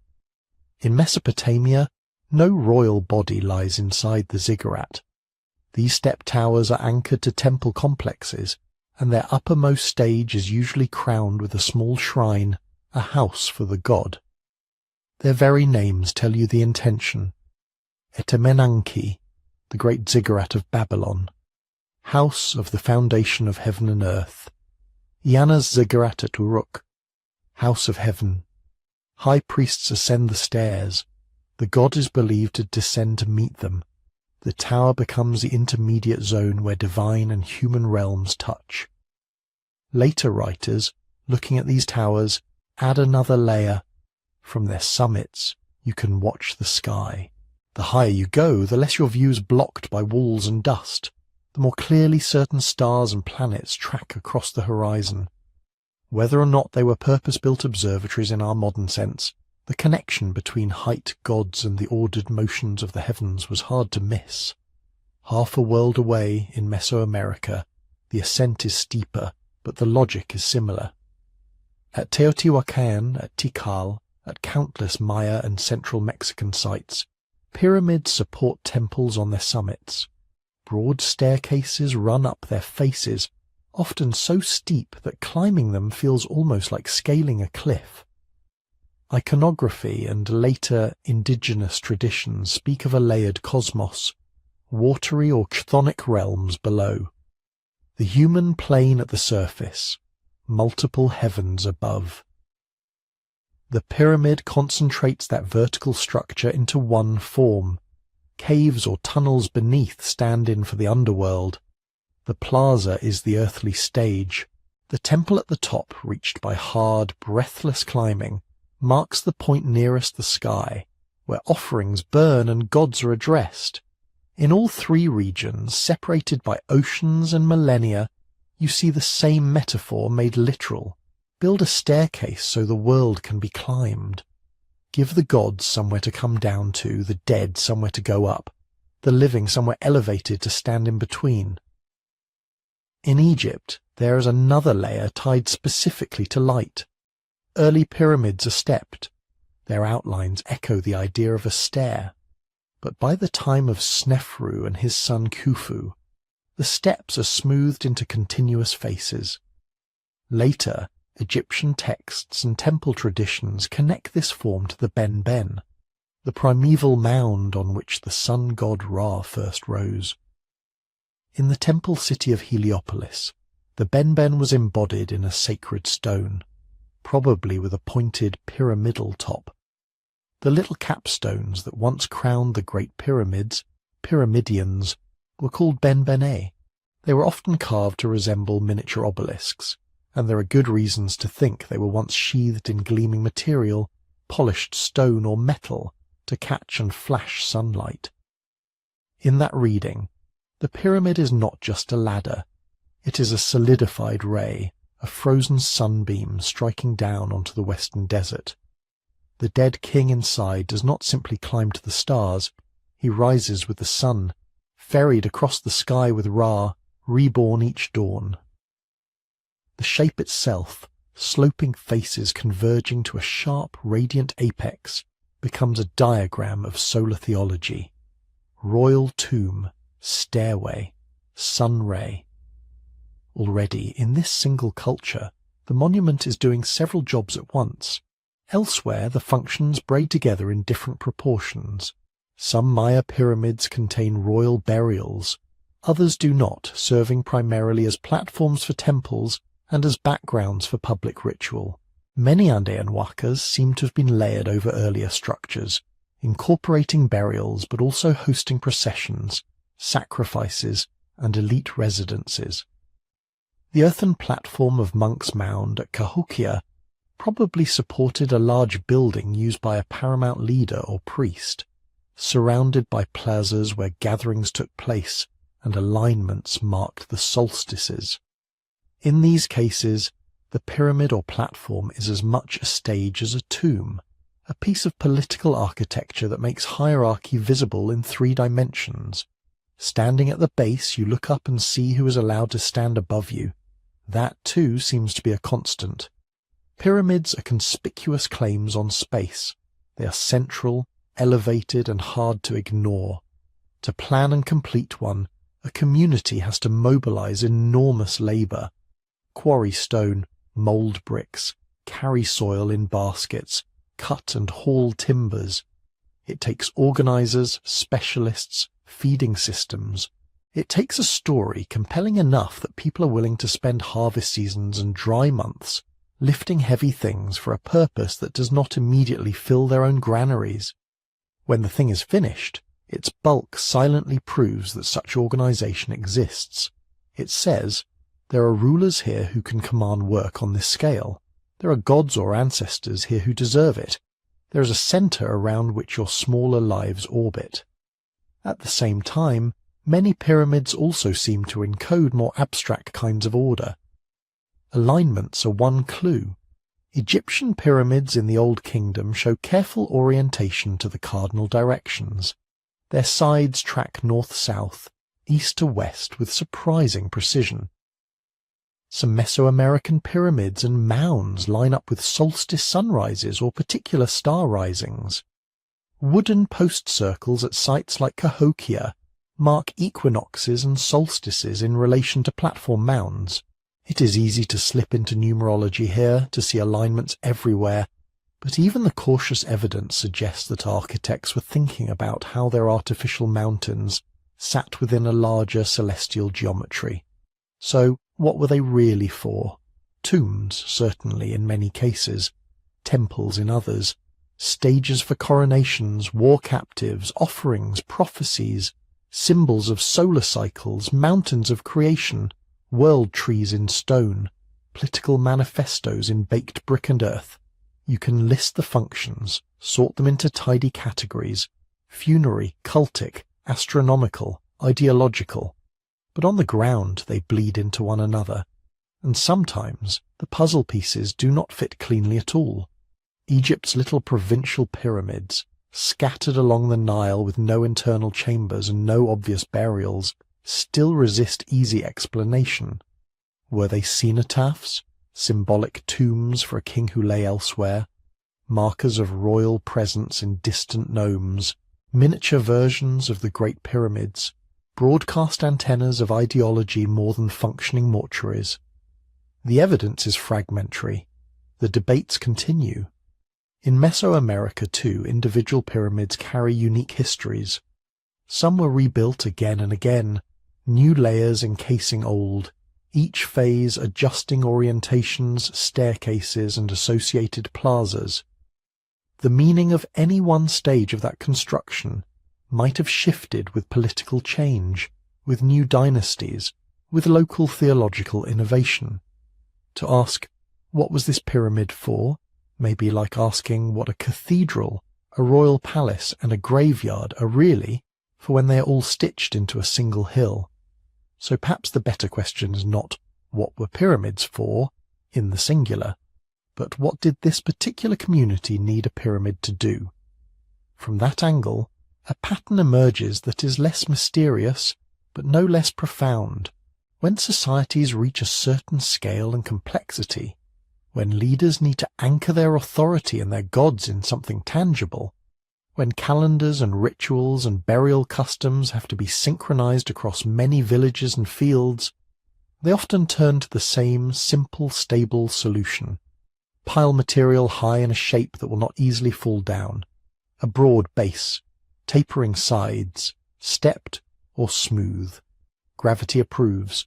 So does the imagination. A pyramid is a mountain you can design.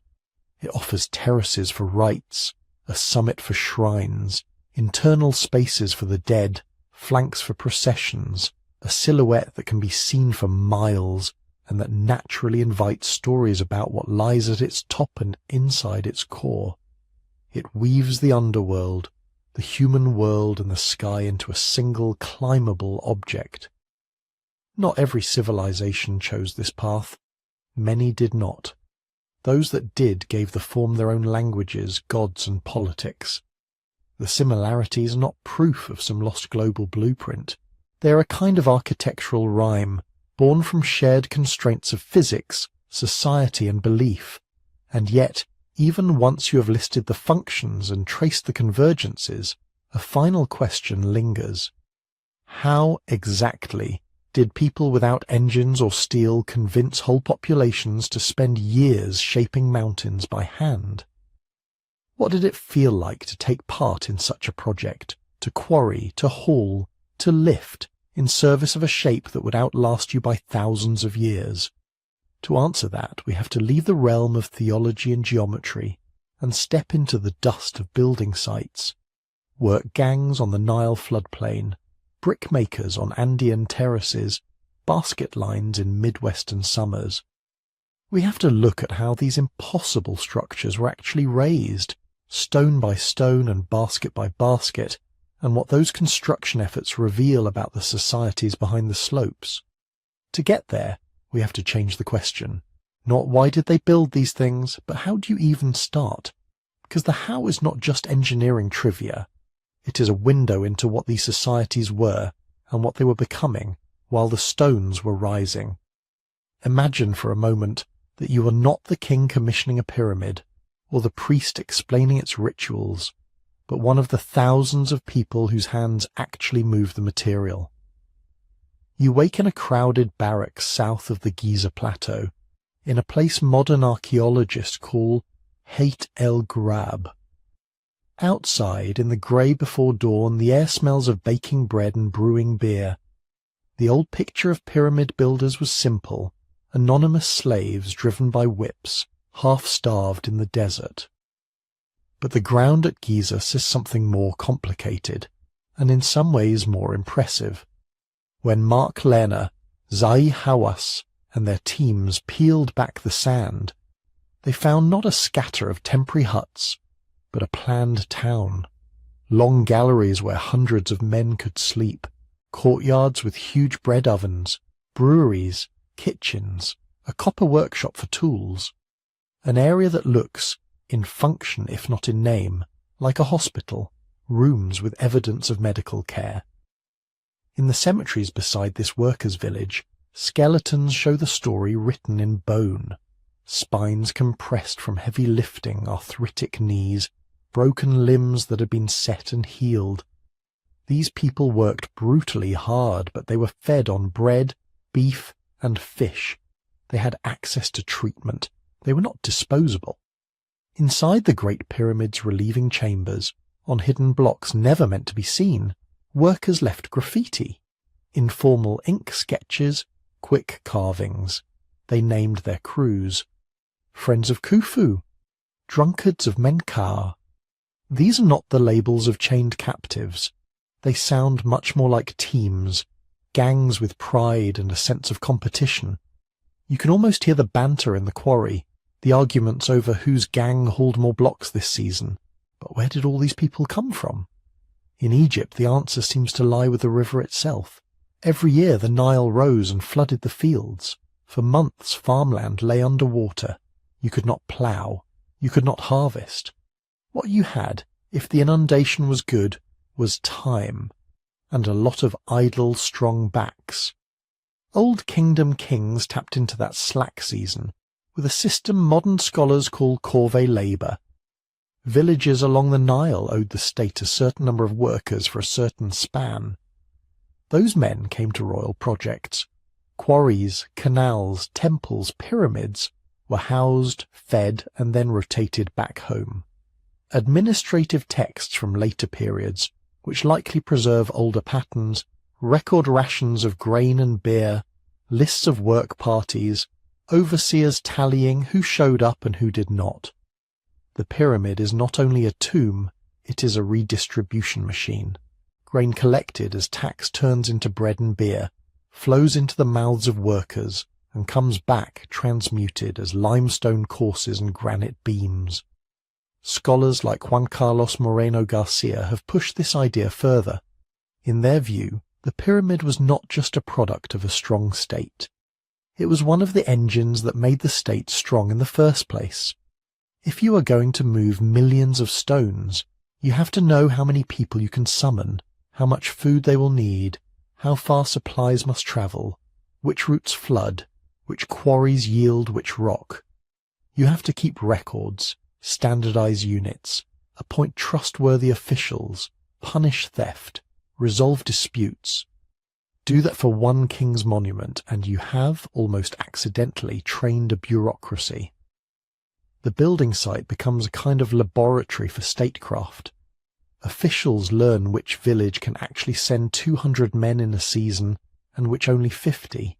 Royal authority, which might once have been just a presence in a distant palace, now arrives as scribes and overseers standing in your fields, counting your harvest, measuring your labour.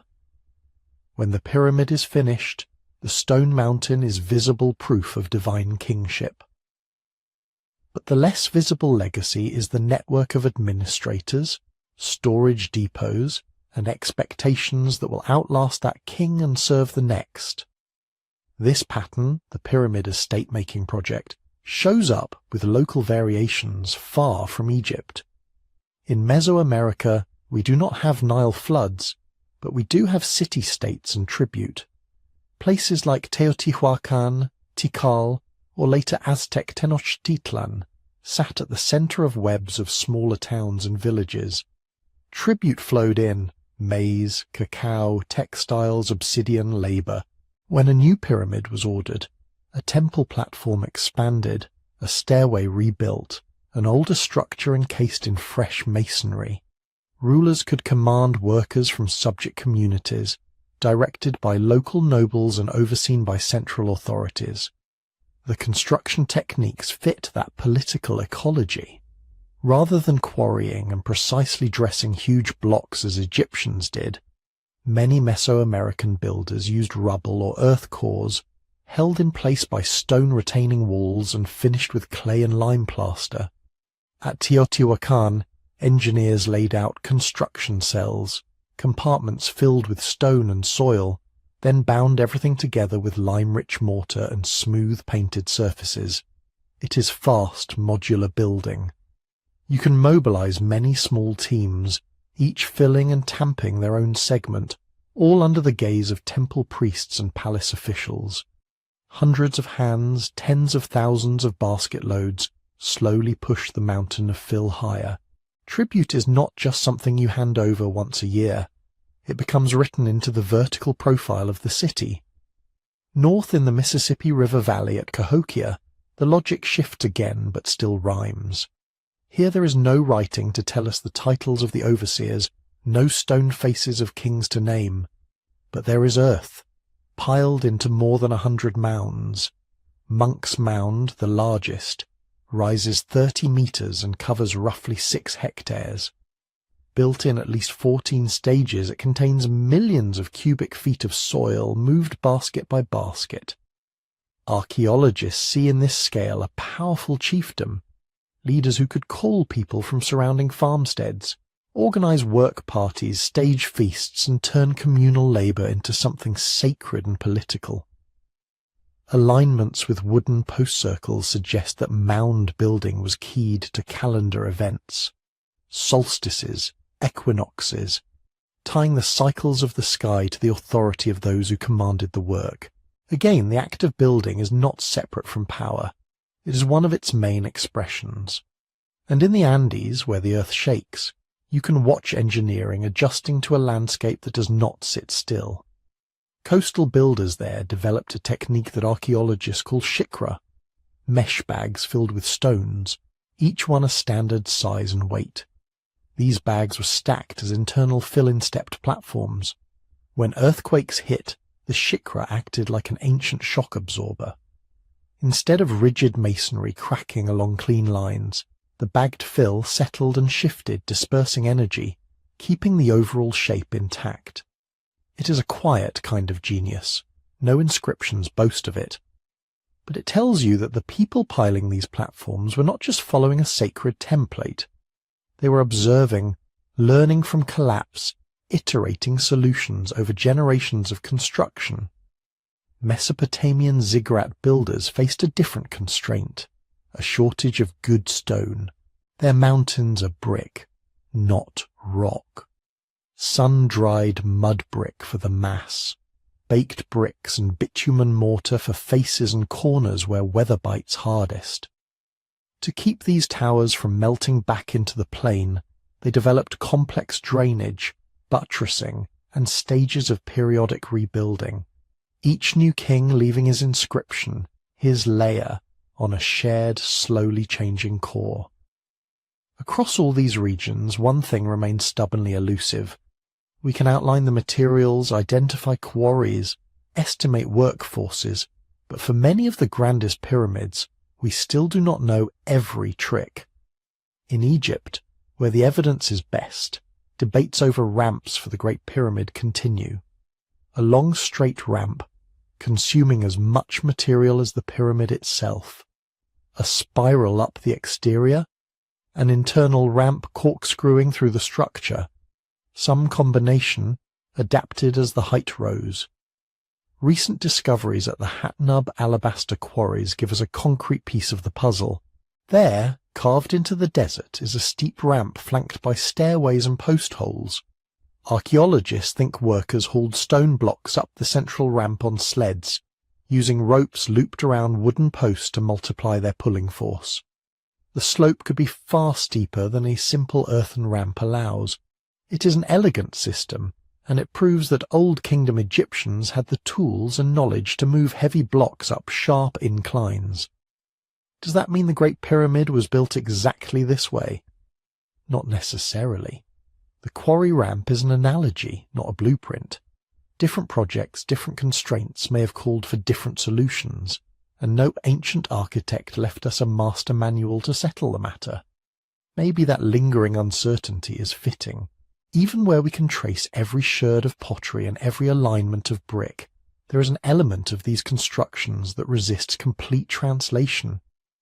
The experience of thousands of individuals coordinated into something vaster than any one of them could see from ground level. What did it feel like, years into a reign, to look up from the floodplain and realize that the thing you'd been helping to build now towered above your village, casting its own geometry against the sky. What stories did people tell themselves and each other to make the weight of stones and baskets feel worth bearing? Those questions lead us back from logistics to meaning, from supply chains to symbols. Because once the last load of earth is tamped down, once the last stone is levered into place, the monument is not just an engineering achievement. It is a presence that demands interpretation.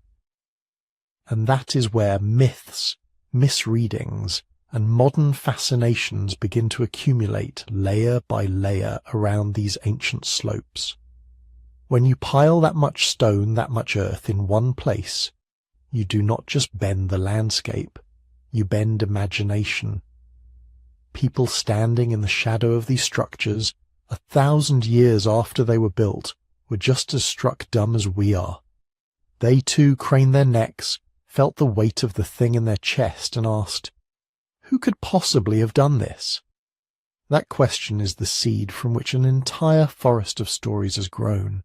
In medieval Egypt, Muslims and Christians lived among the ruins of Giza with no surviving Egyptian text to explain them. The old hieroglyphic language had been forgotten. The builders themselves had been gone for nearly 2,000 years. So new histories formed. One of the most famous centres on a mysterious king called Surid ibn Salhuk. In these Arabic and Coptic tales, Surid dreams of catastrophe. The stars fall from the sky. The earth pitches and splits. A flood is coming, or fire, or both. Warned by this vision and by wise astrologers, he orders the construction of the pyramids as vast vaults against the end of the world. Into them, the stories say, he places everything his civilization knows. Books of astronomy, records of medicine, maps of the heavens, instruments of gold and glass, even corpses preserved in strange fluids, waiting for some future age to learn from them. When the deluge comes, the same flood that sweeps across the pages of Genesis and the Quran, the pyramids stand. Afterward they are like stone time capsules, holding the knowledge of the antediluvian world. You can hear, under the legend, the echo of real experience. People in Fatimid and Mamluk Cairo could not read the temple walls, but they could see that the stones were older than any building they knew, that they shrugged off earthquake and sandstorm. It made sense to imagine them as the last survivors of a world erased, to fold them into a sacred story already shared across religions. Centuries later, in 19th century Europe, another silence opened. Not the loss of all knowledge this time, but a gap between what archaeologists could say and what some people wanted the pyramids to mean. Hieroglyphs were just beginning to be deciphered. Egyptology was in its childhood. Into that half-lit space stepped a Scottish astronomer named Charles Piazzi Smith. Smith was not content with the idea that the Great Pyramid was just a tomb. In long, intricate works, he argued that its dimensions encoded the length of the year, the distance from the Earth to the Sun, even a God-given unit of measurement, the pyramid inch. He traced internal passages and claimed they mapped out a prophetic timeline of world history, with bends and chambers marking key biblical events and future upheavals. Scientific societies rolled their eyes and rejected his numerology. But outside those circles his ideas caught fire. Pamphlets spread. Bible study groups measured diagrams and counted off inches in the Queen's chamber, looking for the date of the end times. A monument that had outlived every pharaoh became, in some imaginations, a stone calendar ticking toward revelation. The 20th century brought a new twist. In 1968, a Swiss hotel manager named Erich von Däniken published a book with a teasing question mark in its title, Chariots of the Gods. His answer was simple and sensational. The pyramids of Egypt, the stepped temples of Mesoamerica, the Nazca lines in Peru, the massive stones of Baalbek, all, he claimed, were not the work of ancient peoples alone. They were landing pads, beacons, or gifts from visitors from the stars. Extraterrestrials, he suggested, had taught our ancestors how to quarry, how to lift, how to shape. The proof, he argued, lay in the sheer scale of these works. Primitive humans, he insisted, could not possibly have managed them. Archaeologists pointed out the missing pieces: no alien tools, no non-human artifacts, plenty of human ones: copper chisels, dolerite pounders, stone hammers, wooden sledges, quarry marks halfway down the sides of unfinished obelisks, workers' villages and cemeteries, layered construction, fills and repairs, exactly what you would expect from people learning and adjusting over generations.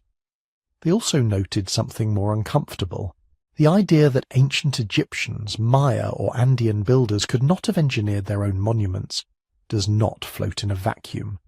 It draws, often unconsciously, on colonial and Eurocentric habits of thought. The assumption that complex mathematics and large-scale organization are Western properties, that brown and black civilizations need outside help to reach engineering heights. But von Däniken's book, and the TV specials and imitators that followed, tapped into a powerful current of desire, the wish for the extraordinary to break into the ordinary, for secret knowledge, hidden in plain sight, to be waiting if only you look sideways at the stones. Today, that impulse has migrated again. On social media, short clips confidently declare that the pyramids emit energy, or that their angles match mysterious grids stretching across the globe. Some posts recycle old 19th century pyramidology with new graphics. Others splice together drone footage of Mesoamerican temples with talk of ancient power plants, forgotten advanced civilizations, lost technologies. Why do these narratives keep coming back? Part of it is visual. A pyramid does not need translation. You do not have to know the language or the local gods to feel its presence. The form is elemental, a mountain with its chaos shaved into clean lines. From the ground, it looks like something that should not exist, especially if your daily experience of building is putting up a fence or mending a roof. Part of it is intuitive difficulty. If you stand before the Great Pyramid and someone tells you it contains over 2 million stone blocks, some weighing as much as a small truck, your mind balks. The image of a handful of clever overseers, a few tricks with ropes and ramps and tens of thousands of ordinary workers does not feel like enough. Our brains like causes that match effects. Monumental stones suggest monumental explanations, and part of it is history. For a long time, accounts of the ancient world were written through colonial lenses. Indigenous knowledge was dismissed. Local traditions about how things were built were ignored or overwritten. Credit for civilization was quietly moved north and west. In that vacuum, alternative stories flourished. If official narratives seemed to say, these people were backward, and the structures in front of you clearly were not, then radical reinterpretations, a pre-flood superculture, a race of lost engineers, visitors from space, could feel like a kind of corrective, even if they replaced one kind of erasure with another. Against all of this, archaeology does not offer a single thunderclap revelation. It offers something slower and in its own way more astonishing: cumulative detail. Trenches cut into the Giza Plateau reveal chalky quarry scars where blocks were pried from bedrock. At Meroe in Sudan, broken tools and half-finished chapels cluster around steep, narrow pyramids that we can track phase by phase. In the Valley of Mexico at Teotihuacan, layers of plaster and fill show how a temple was widened, raised, encased, remodeled. At Andean sites, shikra bags still sit where workers stacked them, their woven fibres surviving in dry soil. Written records, where we have them, speak of mustered workers, rations of grain, lists of deliveries. Graffiti inside Egyptian pyramids tracks the progress of crew gangs with almost casual pride. The footprints left in drying bricks at Mesopotamian ziggurats belong to humans, not anything stranger. None of this solves every puzzle. We still do not have a universally accepted blueprint for how Khufu's builders managed the highest courses of the Great Pyramid, only models supported to different degrees by evidence like the Hatnub quarry ramp. We still argue over the full theological meanings of specific angles, chamber layouts and alignments. How much is solar symbolism? How much stellar? How much political theatre turned into stone? At Teotihuacan, we still do not know the language of the city's planners, the names they gave their pyramids, or the precise reasons the city was burned and partly abandoned. In the Mississippi Valley, we can map mound stages but not recite the myths that once explained their sequence. Across cultures, pyramid-building traditions start abruptly, transform, then cease. The last Kushite pyramids rise centuries after Egypt's royal building has stopped. The Maya keep renovating temple platforms even as some cities are being abandoned.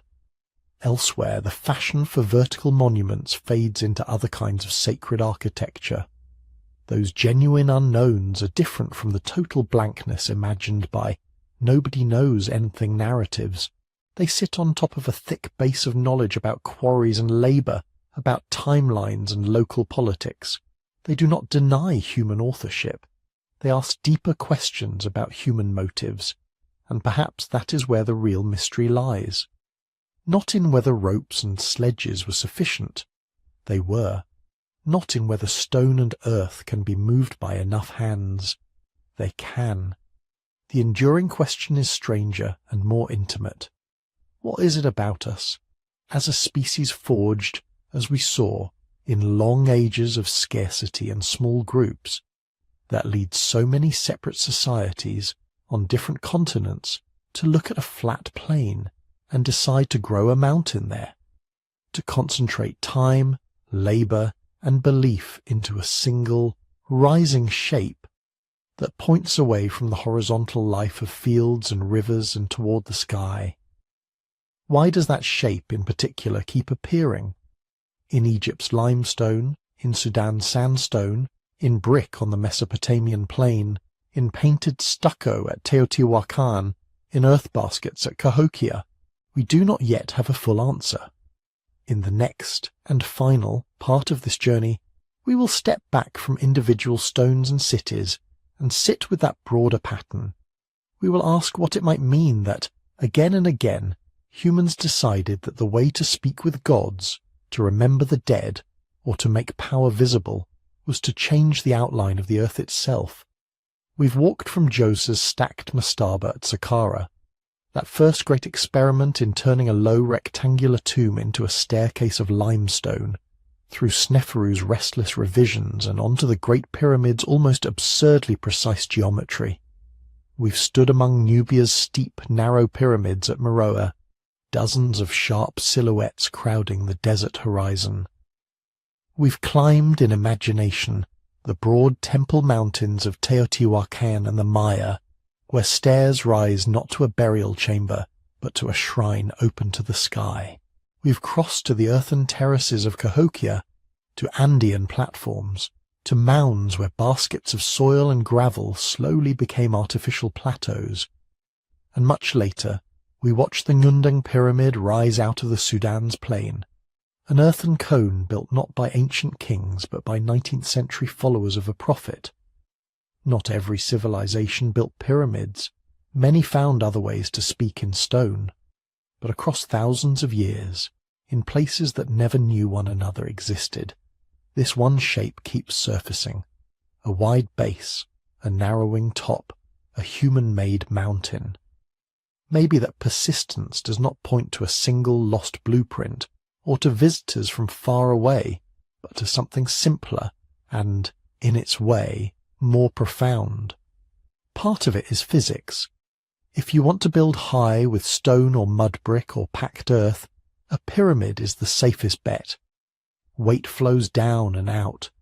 The structure braces itself. You can add more layers without asking your materials to do anything impossible. Part of it is psychology. We're a species that marks things. We stack stones on graves, we carve notches in trees. Faced with an open horizon, we seem to want to interrupt it, to make a sign that says, we were here and we looked up. And part of it is social. A pyramid is not just an object. It is a memory of coordinated effort. Farmers, masons, porters, priests, planners, months or years of labour all frozen into a single uncomplicated outline. In that sense, a pyramid is what happens when a whole society dreams in stone and then agrees for a time to move in the same direction. Even in Egypt, where we have texts and tomb scenes and workmen's graffiti, there are things we still do not know. Why Imhotep chose to stack mastabas the way he did. Exactly how a provincial pyramid signalled royal presence to a village on the Nile. What stories an ordinary Maya farmer told his children about the temples on the horizon. Those gaps are not failures. They are open doors. They leave room for new excavations, new readings, new ways of listening to the past. If you've drifted with this story all the way to here, and you'd like to help it reach more people, you can gently tap like, or leave a comment, or subscribe so you don't miss the next journey. If you feel awake enough, you might even tell us where in the world you're listening from, what skies above you while you imagine these ancient stones. There is also a YouTube membership for this channel, for those who want to support the research and the time that go into these episodes. That is entirely optional. Your presence here, your curiosity, is already a gift. For now, let the noise of explanations fall quiet. Somewhere on this planet tonight, a pyramid is standing in the dark. In Egypt's desert, in Sudan, in the jungles around a Maya ruin, on a mound above a silent river. The same slope of sides it held thousands of years ago. Patient, weathered, still not fully understood. You can let that image sit at the edge of your mind. The sense of something enduring beyond any one life, any one empire. A shape that outlasts its makers, and yet is nothing without them. As your breathing slows, imagine the stars wheeling above that silent monument, the stones cooling, the earth settling. The questions can wait. The pyramid will still be there in the morning. For now, you can rest.